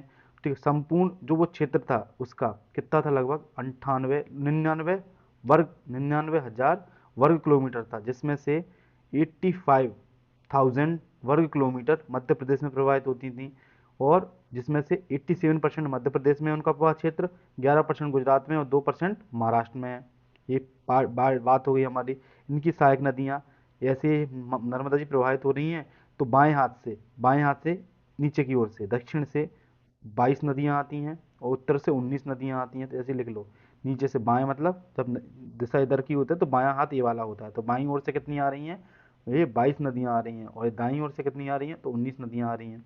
इतना हो गया, ये दोनों पॉइंट हो गए हमारे। इसके अंदर नदियाँ कैसी हैं, पहले ही बताया था, दूधी, गंजन, बंजर, सेर, शक्कर, तवा, सुक्ता, कुंडा, गोई आदि नदियाँ से आकर मिलती हैं। ये कौन सी हमारी, बाईं ओर से दक्षिण से आ रही हैं, जो दक्षिण से। और ऊपर दाईं ओर से जो उत्तर से आ रही हैं, हिरण, बरना, कोलार, चोरल। ध्यान रखना, ये कोलार और चोरल परियोजना है ना, ये सीहोर और भोपाल वाले क्षेत्रों के लिए बहुत महत्वपूर्ण होती हैं। और कारम, मान, हथनी नदियाँ उत्तर की ओर से आ रही होती हैं। गुजरात में नर्मदा नदी से कौन कौन सी नदियाँ मिलती हैं, करजन करजन, खुर्ती और कोटार कोटर नदियाँ आके मिलती हैं। ये हो गया। अब उसके बाद में हम देखते हैं कि इनको एक बार हम विजुलाइज कर लेते हैं। देखो अमरकंटक से नर्मदा जी निकल रही हैं, प्रवाहित होती होती ऐसे जाती जाती जाती खंबाती खाड़ी में जाके गिरेंगी। अब उसके बाद में देखो, उत्तर से हथनी, मान, चोरल, ये नदियाँ आ गई। नीचे से कहा गई सुक्ता, छोटी तवा, बड़ी तवा, शक्कर आदि नदियाँ आ गई। अब परियोजना है, ये सरदार सरोवर परियोजना है। पूछ लेते हैं किन किन राज्यों के लिए, 4 राज्यों के लिए सरदार सरोवर परियोजना, महाराष्ट्र, गुजरात, मध्य प्रदेश और राजस्थान के लिए भी है। और जो सहस्त्र धारा बन रही है ना, ये महेश्वर में जाके बन रही है। सहस्त्र धारा में नर्मदा जी प्रवाहित हो जाती हैं। जरदानी जो जलप्रपात है, जरदानी जो सीमा पर बनाया जाता है, गुजरात और मध्य प्रदेश की सीमा पर जरवानी जलप्रपात बनाया जाता है। इंदिरा सागर परियोजना भी बनी हुई है, कहाँ पे, हमारी खरगोन में बनी हुई है। उसके बाद में तबा तबा नदी पर बनी हुई है। अवंतीबाई, ये अवंतीबाई परियोजना कहाँ बनी हुई है, जब बरगी डैम जाओगे ना, बरगी डैम उसी उन्हीं का नाम रख दिया गया है, अवंतीबाई परियोजना जबलपुर में। और कपिल धारा जब ये निकलती है ना, तो इसको बोला जाता है कपिल धारा। और धुआंधार किसको बोला जाता है, भेड़ाघाट को धुआंधार बोला जाता है। तो जबलपुर में अवस्थित है कपिल धारा, दुग्ध धारा, तो ये सब अमरकंटक में अवस्थित है। धुआंधार कहाँ है, धुआंधार है जबलपुर में अवस्थित, जो भेड़ाघाट है, तो मुख्य रूप से चट्टानी या संगमरमरी क्षेत्र है। ये सब बातें हो गई। आगे चलते हैं हम। नर्मदा नदी पर प्रमुख परियोजना है, हम ऊपर देख ली। अवंतीबाई जबलपुर में बरगी को बोला जाता है। इंद्र सागर खंडवा में अवस्थित है। देजला देवड़ा खरगोन में, महेश्वर खरगोन में, मान धार में। उसके बाद में चंद्रशेखर अलीराजपुर में, क्योंकि झाबुआ जिले में चंद्रशेखर आजाद का जन्म हुआ था, इसलिए उस परियोजना का नाम क्या दे दिया, चंद्रशेखर। लोअर गोई बड़वानी में। सरदार सरोवर नर्मदा जिला गुजरात में। आप प्रमुख परियोजनाएं विजुअलाइज कर लेते हैं। ये उनका वो हो गया उद्गम, ये समापन हो गया इधर। तो ये अवंतीबाई गुजरात हो गया, बरना हो गया, तबा हो गया, इंदिरा सागर हो गया, ओमकारेश्वर परियोजना हो गई, महेश्वर परियोजना हो गई, मान परियोजना हो गई, दिजला देवड़ा हो गई, लोअर गोई हो गई और चंद्रशेखर हो गई। और बाद में जाके ये खंबाती खाड़ी में जाके गिर जाती हैं। आगे देखते हैं, नर्मदा नदी पर बनने वाले प्रमुख जलप्रपात कौन कौन से। कपिल धारा, दुग्ध धारा, शंभू धारा, लक्ष्मण धारा, पंचधारा। कहाँ है ये पांचों धारा, अनूपपुर जिले में है। धुआंधार अभी मैंने बताया भेड़ाघाट जबलपुर में है। मानदाता कहाँ है, खंडवा में है। दर्दी कहाँ है, खरगोन में। सहस्त्र धारा महेश्वर में है। आप जाओगे 5 किलोमीटर की रास्ता है, जैसे मंदिर से जाओगे बाहर निकल के, तो 5 किलोमीटर का रास्ता सिंगल रास्ता है। जैसे जाके और फिर आगे जाके ऐसे मुड़ जाओगे नीचे की ओर, तो यहाँ पर सहस्त्र धारा बनी हुई है। और जरवानी मैंने बताया ना, गुजरात वाले क्षेत्र में बनी हुई है। अब यहाँ पे है कुछ कन्फ्यूजन पॉइंट हैं, लोगों को कन्फ्यूज करते हैं कि मध्य प्रदेश नदी सिवनी जिले सहित कितने लोगों पे, कितने जिलों से, सिवनी सहित 16 जिलों से प्रवाहित होती हैं।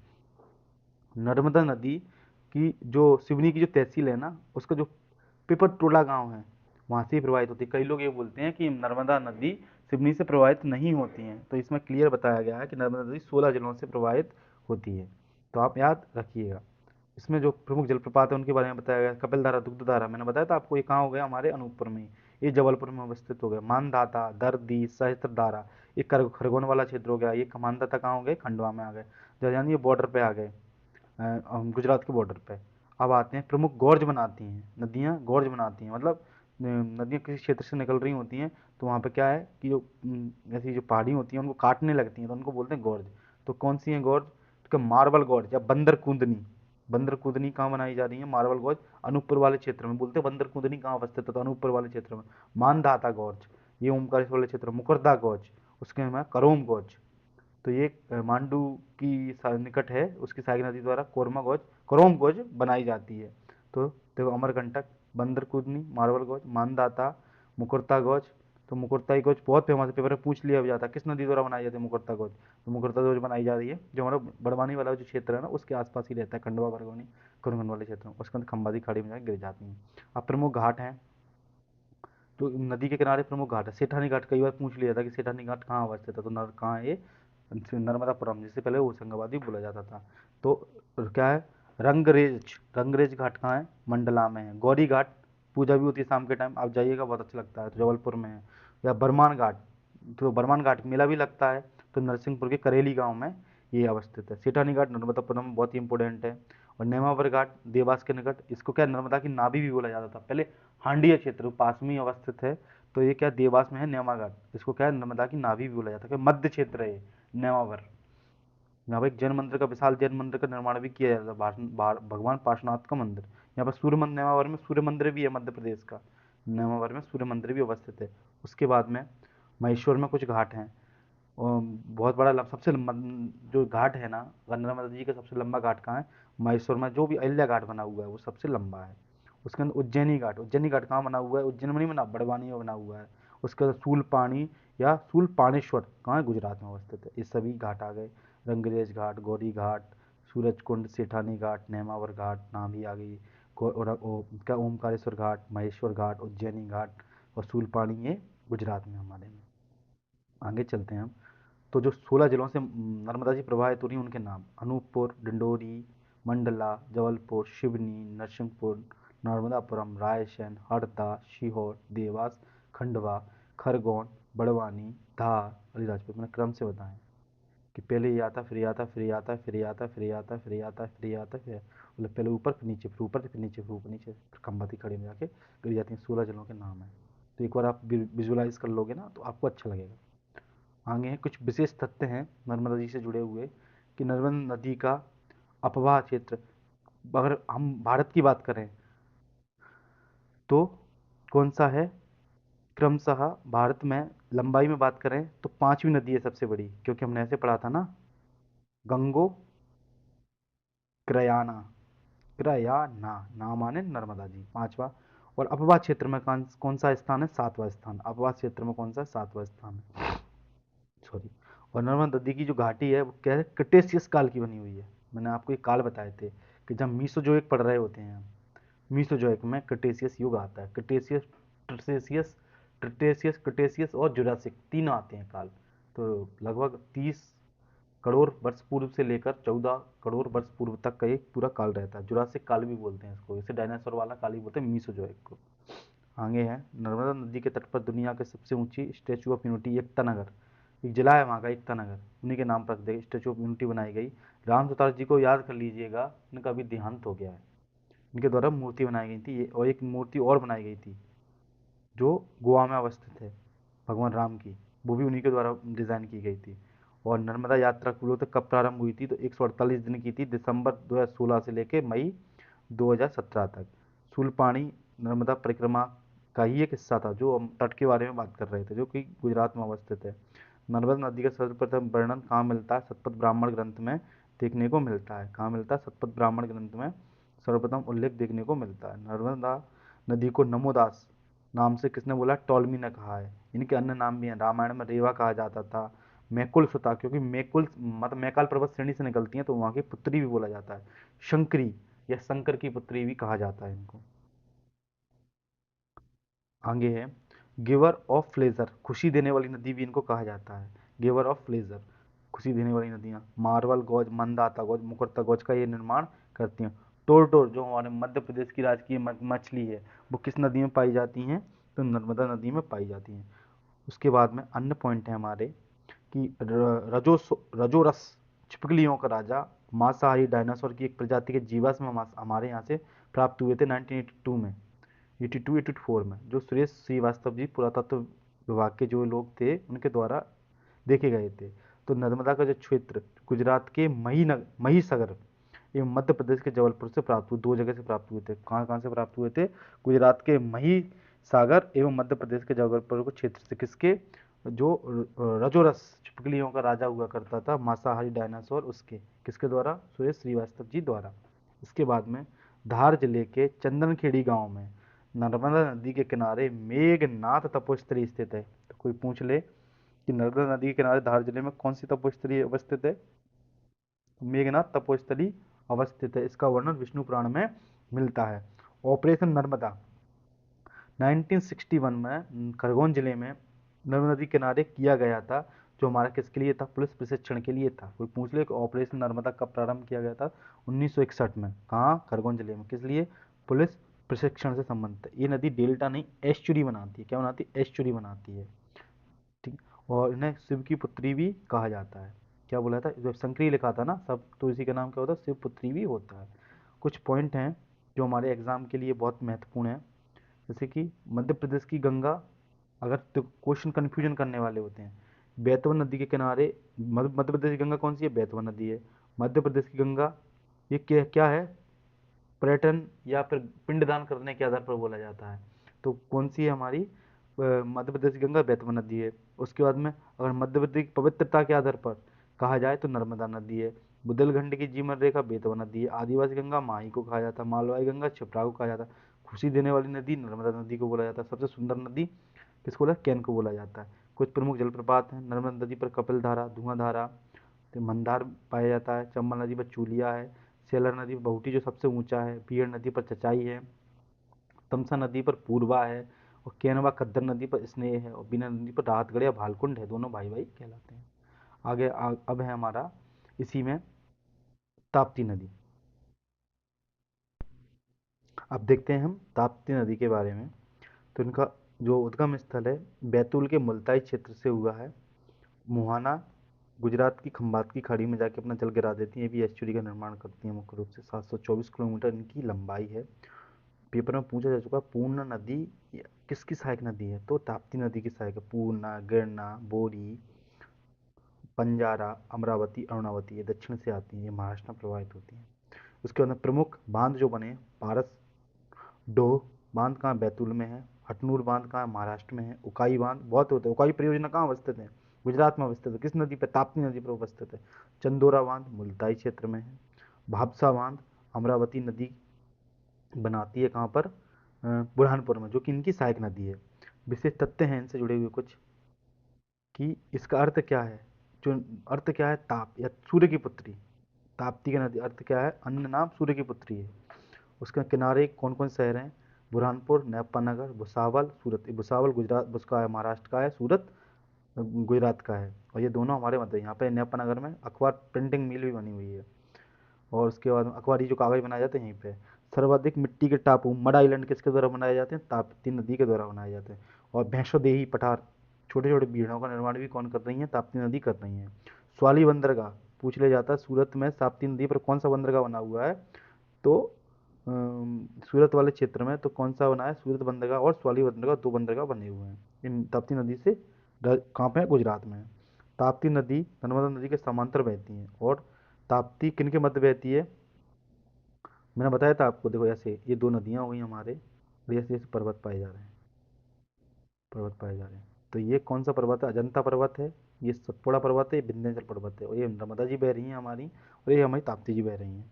ताप्ती नदी को पुत्र कुरु से, कुरु वंश की उत्पत्ति मानी जाती है। जो ताप्ती नदी के जो पुत्र थे, उनके मतलब उस समय पे क्या है कि उनके राजाओं की जो रानियां हुआ करती थी, तो उनके नाम भी ऐसे ही कुछ रख दिए जाते, तो वहाँ से नाम भी ड्राइव हो गए थे। तो आके यहाँ तो उनके जो कुरु वंश की उत्पत्ति यहीं से मानी। कुरु कौन सा वंश था, जो महाभारत में जो वंश है कुरु वंश, उसकी उत्पत्ति यहीं से मानी जाती है।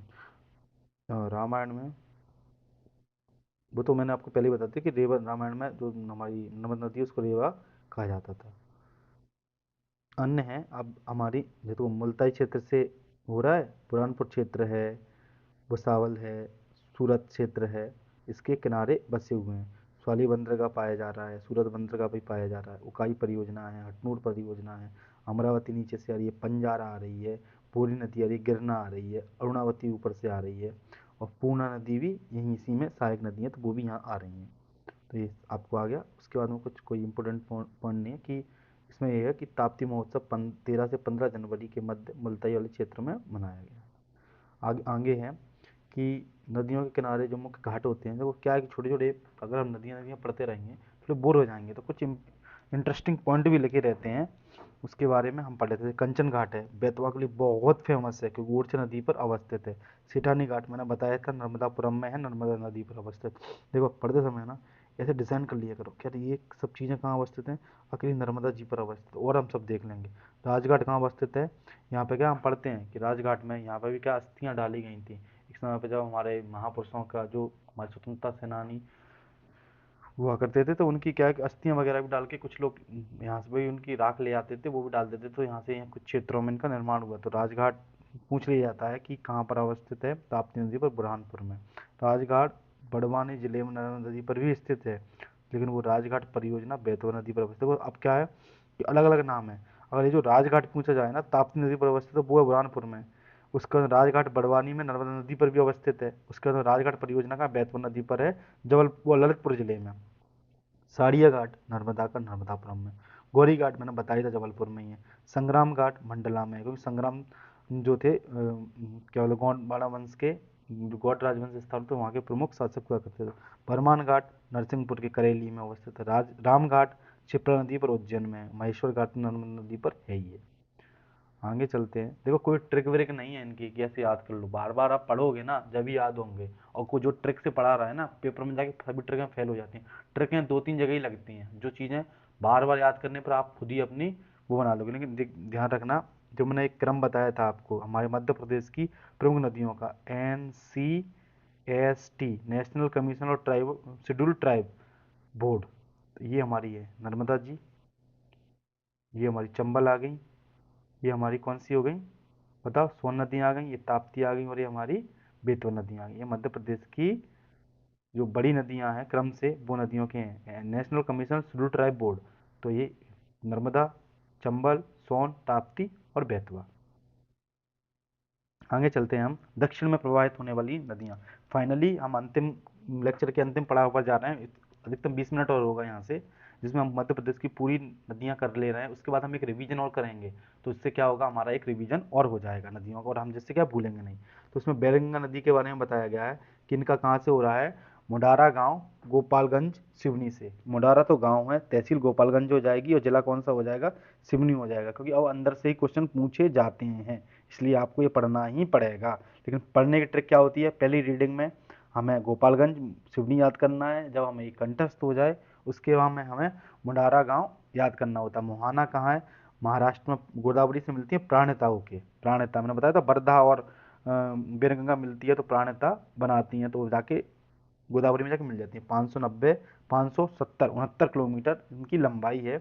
बरदा, बाग, अंधरी, गरहवी, बावनथड़ी, बावनथड़ी परियोजना बनी हुई है, पैंच, जो इनकी सहायक नदियां हैं। इनके प्रमुख बांधों के बारे में देखते हैं। संजय सरोवर कहाँ पे अवस्थित, पूछा जाता है भीम बांध या संजय सरोवर बांध कहाँ अवस्थित है, तो सिवनी जिले में बेनगंगा नदी पर अवस्थित है। दूती बांध, दूती बांध कहाँ है, बालाघाट में अवस्थित है, बेनगंगा नदी पर। उसके बाद में है राजीव सागर परियोजना, तो बावनथड़ी नदी पर अवस्थित है, बालाघाट में। कहाँ पे है, बावनथड़ी नदी, जो कि इनकी सहायक नदियां हैं। संजय सरोवर हुआ, दूती हो गया, तो बैनगंगा नदी, ये दोनों तो बैनगंगा पे हो गए, लेकिन अब ये सागर, राजीव सागर बालाघाट में है, इसकी सहायक नदी बावनथड़ी पर। उसके में है माचागोरा, माचागोरा कहाँ, पेंच नदी पर छिंदवाड़ा में, जो कि इनकी सहायक नदी है, इसलिए इन पर यहाँ बता दिया गया है। अगर अपन सेपरेट सेपरेट एक एक पढ़ेंगे तो ये लेक्चर 5 घंटे भी चलता रहेगा, तो थोड़ा थोड़ा यहीं पे बता दिया गया है। आगे देखते हैं हम। पहले हम एक बार पेनगंगा नदी के बारे में देख लेते हैं। देखो, यहाँ से तो वर्धा नदी निकल रही है कालीभीत पहाड़ी बैतूल से, लेकिन मुडावारा जो जो गांव है हमारा, वहाँ से सिवनी से हमारी निकल रही है बैनगंगा। तो इसी पर यहीं पे बना हुआ है भीम बांध और दूती बांध। कहाँ, दूती बांध कहाँ गया, दूती बांध हमने अभी यहाँ देखा, तो कहाँ है वो दूती बांध, देखो दूती बांध कहाँ है, बालाघाट में, बैनगंगा नदी पर। बालाघाट में बैनगंगा नदी पर। फिर गागोलपारा जलप्रपात पूछ लिया जाता है, गागोलपारा जलप्रपात किस नदी पर है, तो बैनगंगा नदी पर। और गंगा प्रवाहित होकर ये दोनों जोड़ों मिल जाती है, तो क्या नाम से जानी जा रही हैं, प्राणहिता, और ये बाद में गोदावरी से मिल जाती हैं। राजीव सागर ही बना हुआ है, कहाँ पे बना हुआ है राजीव सागर, बालाघाट में। उसके बाद में ये सौंसर नदी सहायक नदी, जुनार देवी इनकी सहायक नदी, और ये वर्धा नदी आई रही है, पेंच नदी आई रही है। तो ये सौंसर से निकलती है कान्हा नदी, और जो जुनार देव से कहाँ निकलती है, पेंच नदी, और इसकी सहायक नदी जाके मिल जाती हैं। ये समझ में आ गया आपको कि यहाँ से भीम बांध भी इन पर बना, दूधी बांध भी इन पर बना, राजीव सागर परियोजना भी बेनगंगा नदी पर बनी हुई है। ये राजीव सागर कहाँ है, बालाघाट में, बावनथड़ी नदी की सहायता। माचगोरा कहाँ, छिंदवाड़ा में। कुछ विशेष पॉइंट हैं, उनके बारे में हम एक बार देख लेते हैं। ये गागोलपारा जो जलप्रपात है, उसके बारे में बताया गया कि जो पेनगंगा का बेसिन है, मुख्यालय जो बालाघाट मुख्यालय से 20 किलोमीटर की दूरी पर स्थित है। वर्तमान में पिकनिक पॉट के समक्ष है और वन विभाग के अधीन आ चुका है। तो वहाँ के जो शंकर बिसेन जी होंगे, उनके द्वारा इसको बात कन्वे की गई होगी।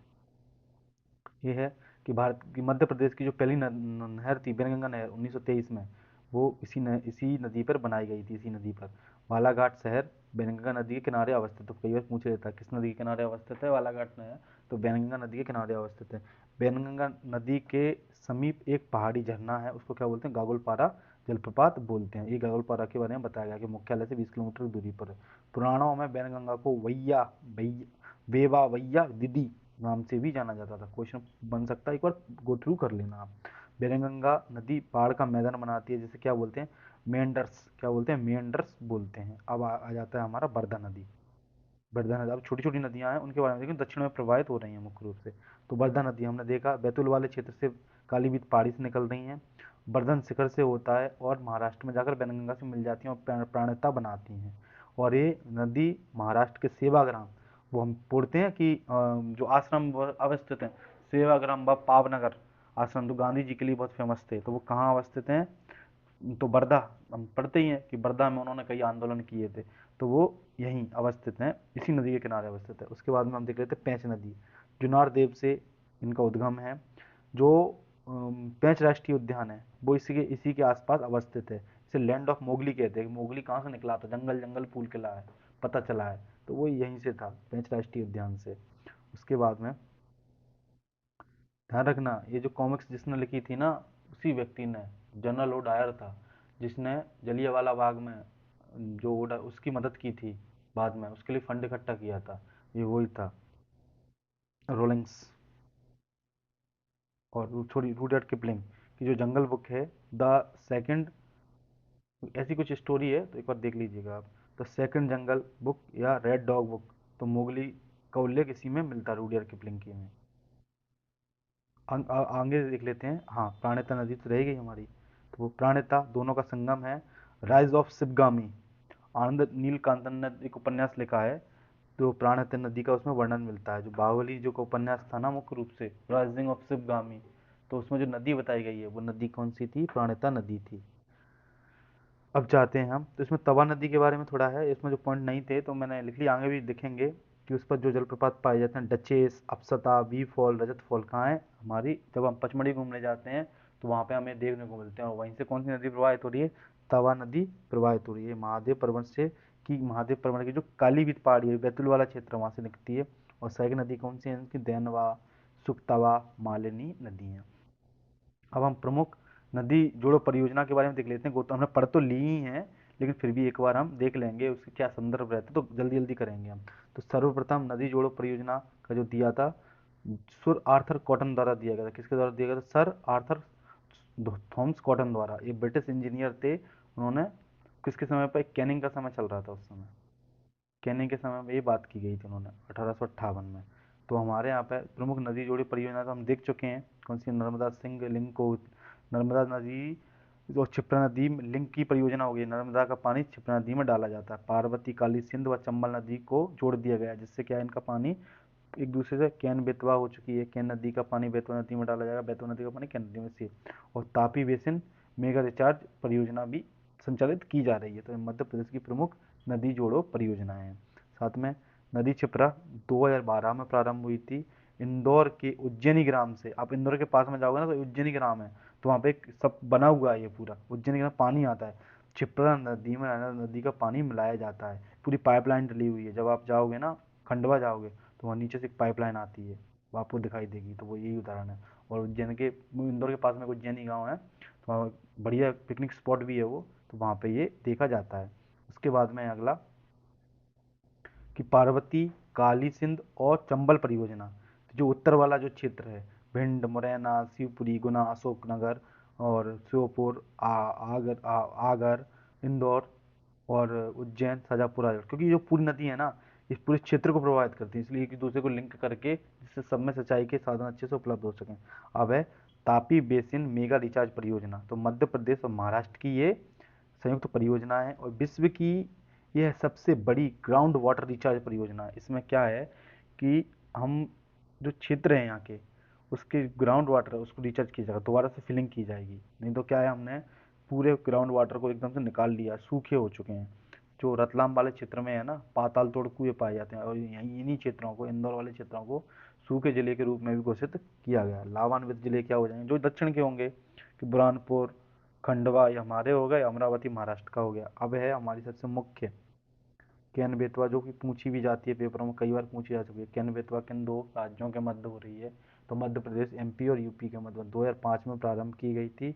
221 किलोमीटर की पूरी परियोजना है, समझौते पर हस्ताक्षर हुए हमारे मार्च 2011 में। लाभान्वित जिले 13 हैं, जिसमें मध्य प्रदेश के भी आते हैं और हमारे भी, वो यूपी उत्तर प्रदेश के भी आते हैं। उत्तर प्रदेश के बांदा, महोबा, झांसी, ललितपुर, पन्ना, टीकमगढ़, छतरपुर सागर, दमोह, दतिया, विदिशा, शिवपुरी, रायसेन, ये हमारे मध्य प्रदेश के हो गए।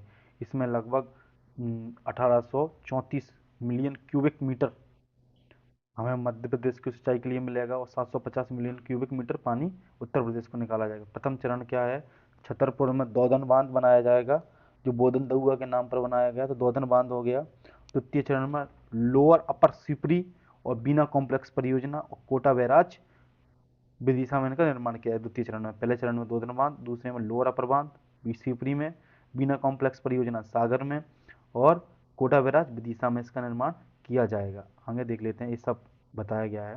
देखो, ये हमारी बेतवा नदी है, तो ये हमारी केन नदी है। तो मैंने बताया था कि जो केन नदी का पानी बेतवा नदी में डाला जाएगा।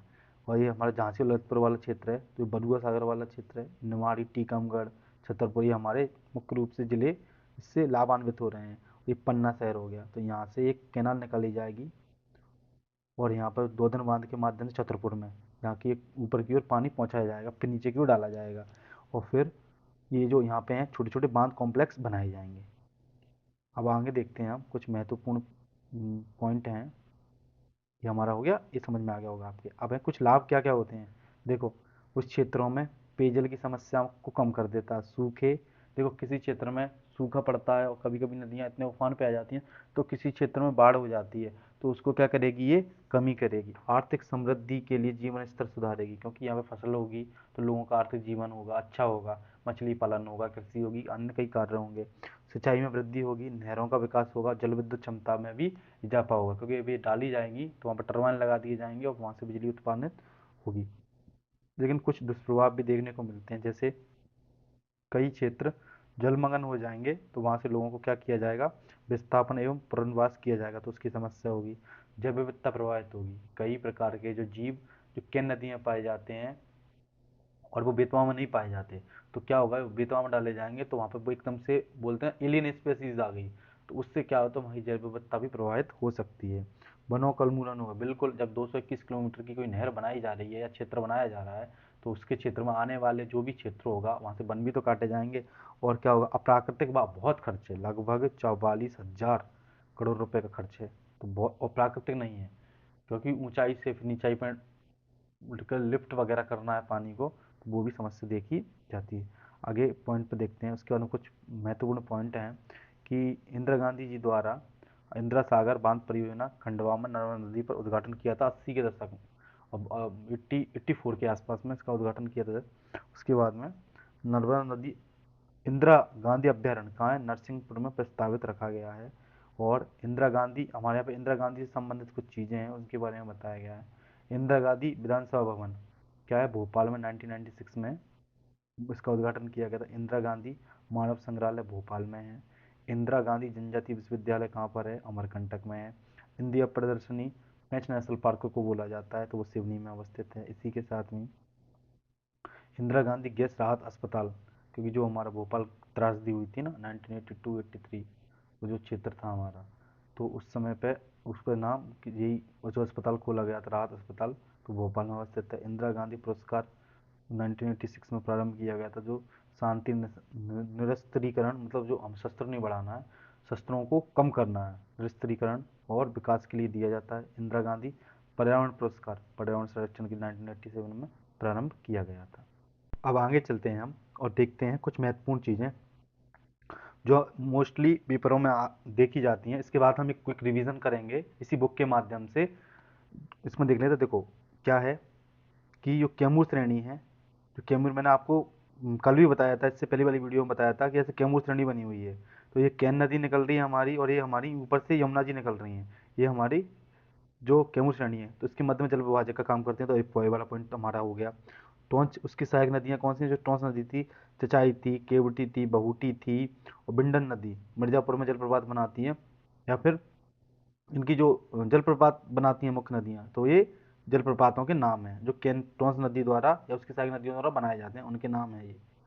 अगला है हमारा कि यमुना जो उत्तर प्रदेश में चंबल नदी से मिलती हैं, इससे पहले 4 नदियाँ और मिल जाती हैं, तो यमुना को मिलाकर इसको क्या बोला जाता है, पंचनद बोला जाता है।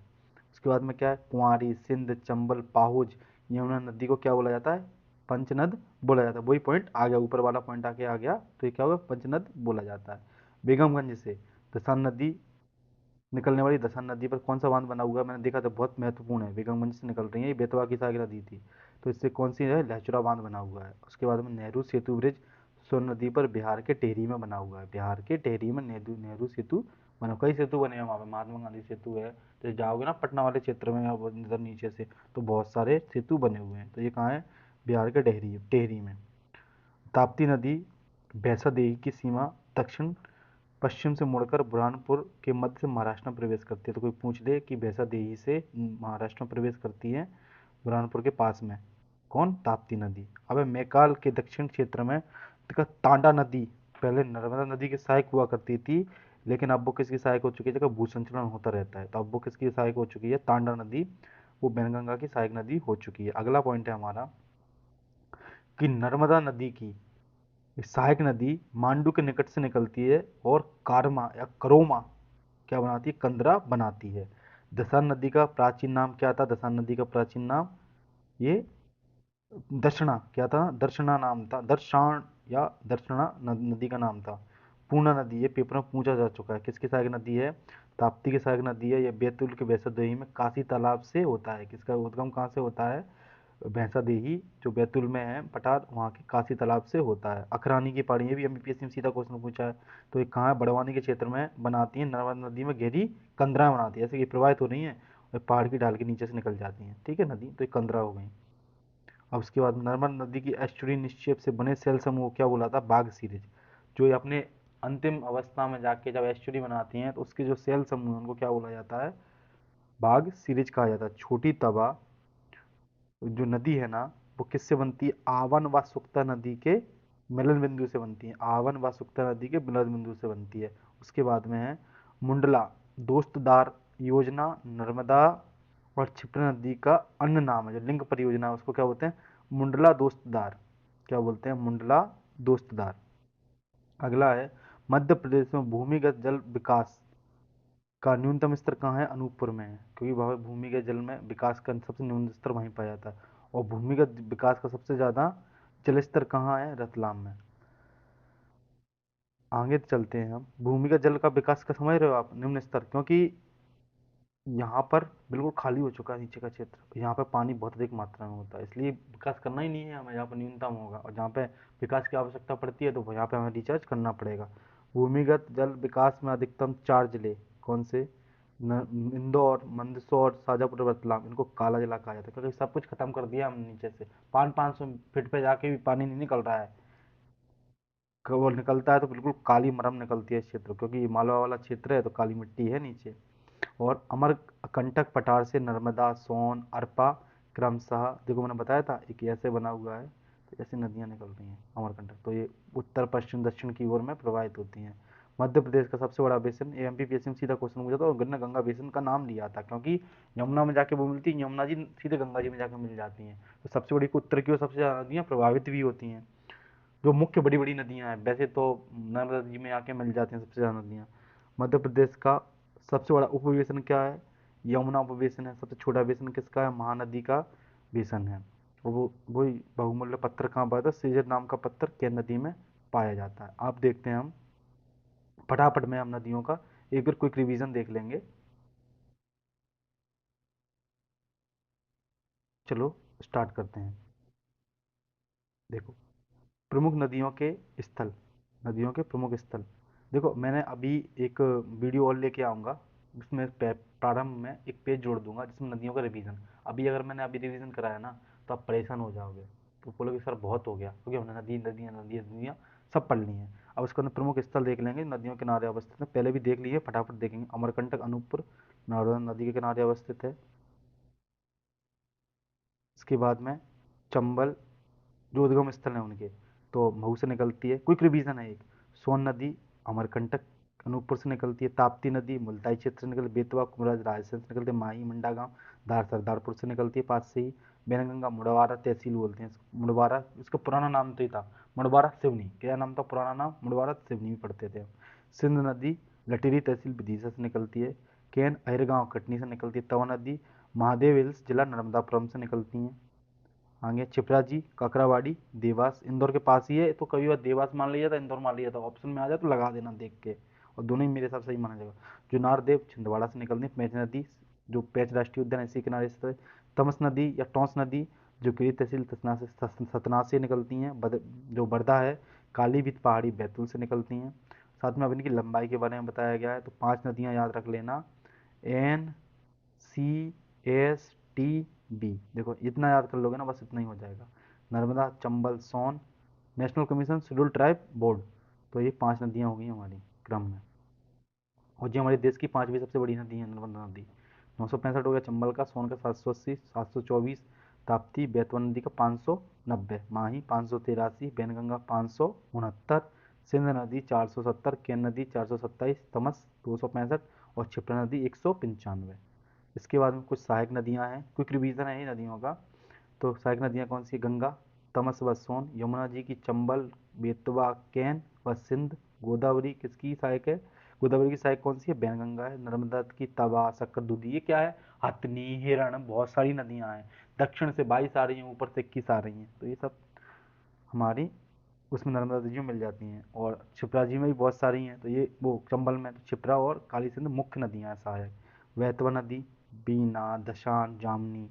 तमस में बीहड़, महाना, बेलन। केन में उर्मिल नदी बहुत इंपॉर्टेंट है। सोन में जोहिला, रेहंद। उसके माही में सोम, जाखम, अनास। वैनगंगा, पेंच, बरदा, थावर, कान्हा नदी इसमें मिलती हैं। ताप्ती में अमरावती, अरुणावती, पूर्णा नदी। तवा में दैनवा, सुक्तवा और मलिनी, तो ये तवा में मिले। दसान, नरोसा, सुप्रिया और तरपे। अब है कि जो ये इनके अपने जो अपने अपने मुहाने हैं नदियों के, क्या क्विक रिवीजन है ये नदियों का। और अगर आप यहाँ तक भी देख लियो, अगर मन नहीं लग रहा हो तो आप छोड़ भी सकते हो, लेकिन क्विक रिवीजन है, जिससे क्या हमारा थोड़ा रिवीजन हो जाएगा फटाफट से।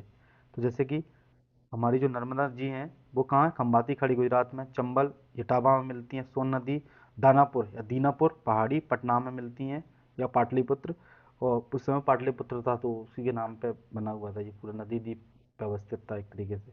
बेतवा नदी हमीरपुर में जाके मिलती हैं, उसमें यमुना जी में। माही नदी खंबाती खाड़ी में सीधे गुजरात में गिरती हैं। बैनगंगा गोदावरी नदी में मिलती है महाराष्ट्र में। सिंध नदी जालौन में मिलती है उत्तर प्रदेश में यमुना नदी से। केन नदी बांदा में मिलती है यमुना जी से उत्तर प्रदेश में। तवा नदी बद्रावान में मिलती हैं, किससे? नर्मदा जी से। और तमस नदी गंगा के प्रयागराज, मतलब पहले जो इलाहाबाद था प्रयागराज में मिलती है उत्तर प्रदेश में। आगे इनके उपनाम या अन्य प्राचीन नाम है, जैसे कि बेतवा जी को बेत्रवती बुलाया था, और चंबल नदी को चर्मवती, नित्यवाही व कामधेनु भी कहा जाता है। और नर्मदा जी को शिवपुत्री, रेवा, सोमा देवी, मैकाल सुता। तमसा नदी को टोंस या तमस भी कहा जाता है। केन नदी को कर्णवती, शक्तिमती, वही वकाटक राजवंश शक्तिवती उसकी राजधानी थी, तो उसी के नाम पर ही है। इसी किनारे काटक राजवंश अवस्थित था। केनास नदी, क्षिप्रा नदी, शिव की बहन व अवंती। अवंती किसका नाम था? उज्जैन का नाम था, या शिव की बहन या अवंती। और सोन नदी नंद नदी या स्वर्ण नदी कहा जाता, ताप्ती या सूर्य की पुत्री कहा जाता था। अब है कि हमारी जो प्रमुख नदियों के किनारे हमारे राष्ट्रीय उद्यान, अब हम राष्ट्रीय उद्यान ही पढ़ेंगे ना, तो उनके बारे में भी हम पढ़ेंगे। चरण गंगा कहाँ से निकल रही है? बांधवगढ़ राष्ट्रीय उद्यान से। मणिहारी नदी कहाँ से निकल रही है? माधव राष्ट्रीय उद्यान से। देनवा नदी कहाँ से निकल रही है? सतपुड़ा राष्ट्रीय उद्यान से। बाघ नदी कहाँ से? डायनासोर जीवाश्म जो बना हुआ है उसके बाद केन व खद्दर नदी पन्ना से निकल रही है। यहीं पे पांडा जो प्रपात है ना वो यहीं पे है। बंजर हालो सुपर्ण नदी कान्हा नेशनल पार्क में। पेंच व कान्हा नदी पेंच में। कूनो नदी सीवरी के पठार से निकलती है, वो हमारे कूनो पालनपुर में। दोस्तों, ये इसमें हमने मध्य प्रदेश की वंश और मध्य प्रदेश की प्रमुख नदियों के बारे में चर्चा कर ली है। ठीक है, अगली वीडियो लेके आएंगे तो हम प्रमुख बांधों के बारे में, उस समय भी हम नदियों के बारे में एक बार और रिवीजन कर लेंगे। अगर आपको यह मेरी सीरीज अच्छी लग रही हो तो वीडियो को लाइक करें, और अगर आपको अच्छा लगे कि हमें इस चैनल से कंटिन्यू करना है तो चैनल को सब्सक्राइब करें। Thank you.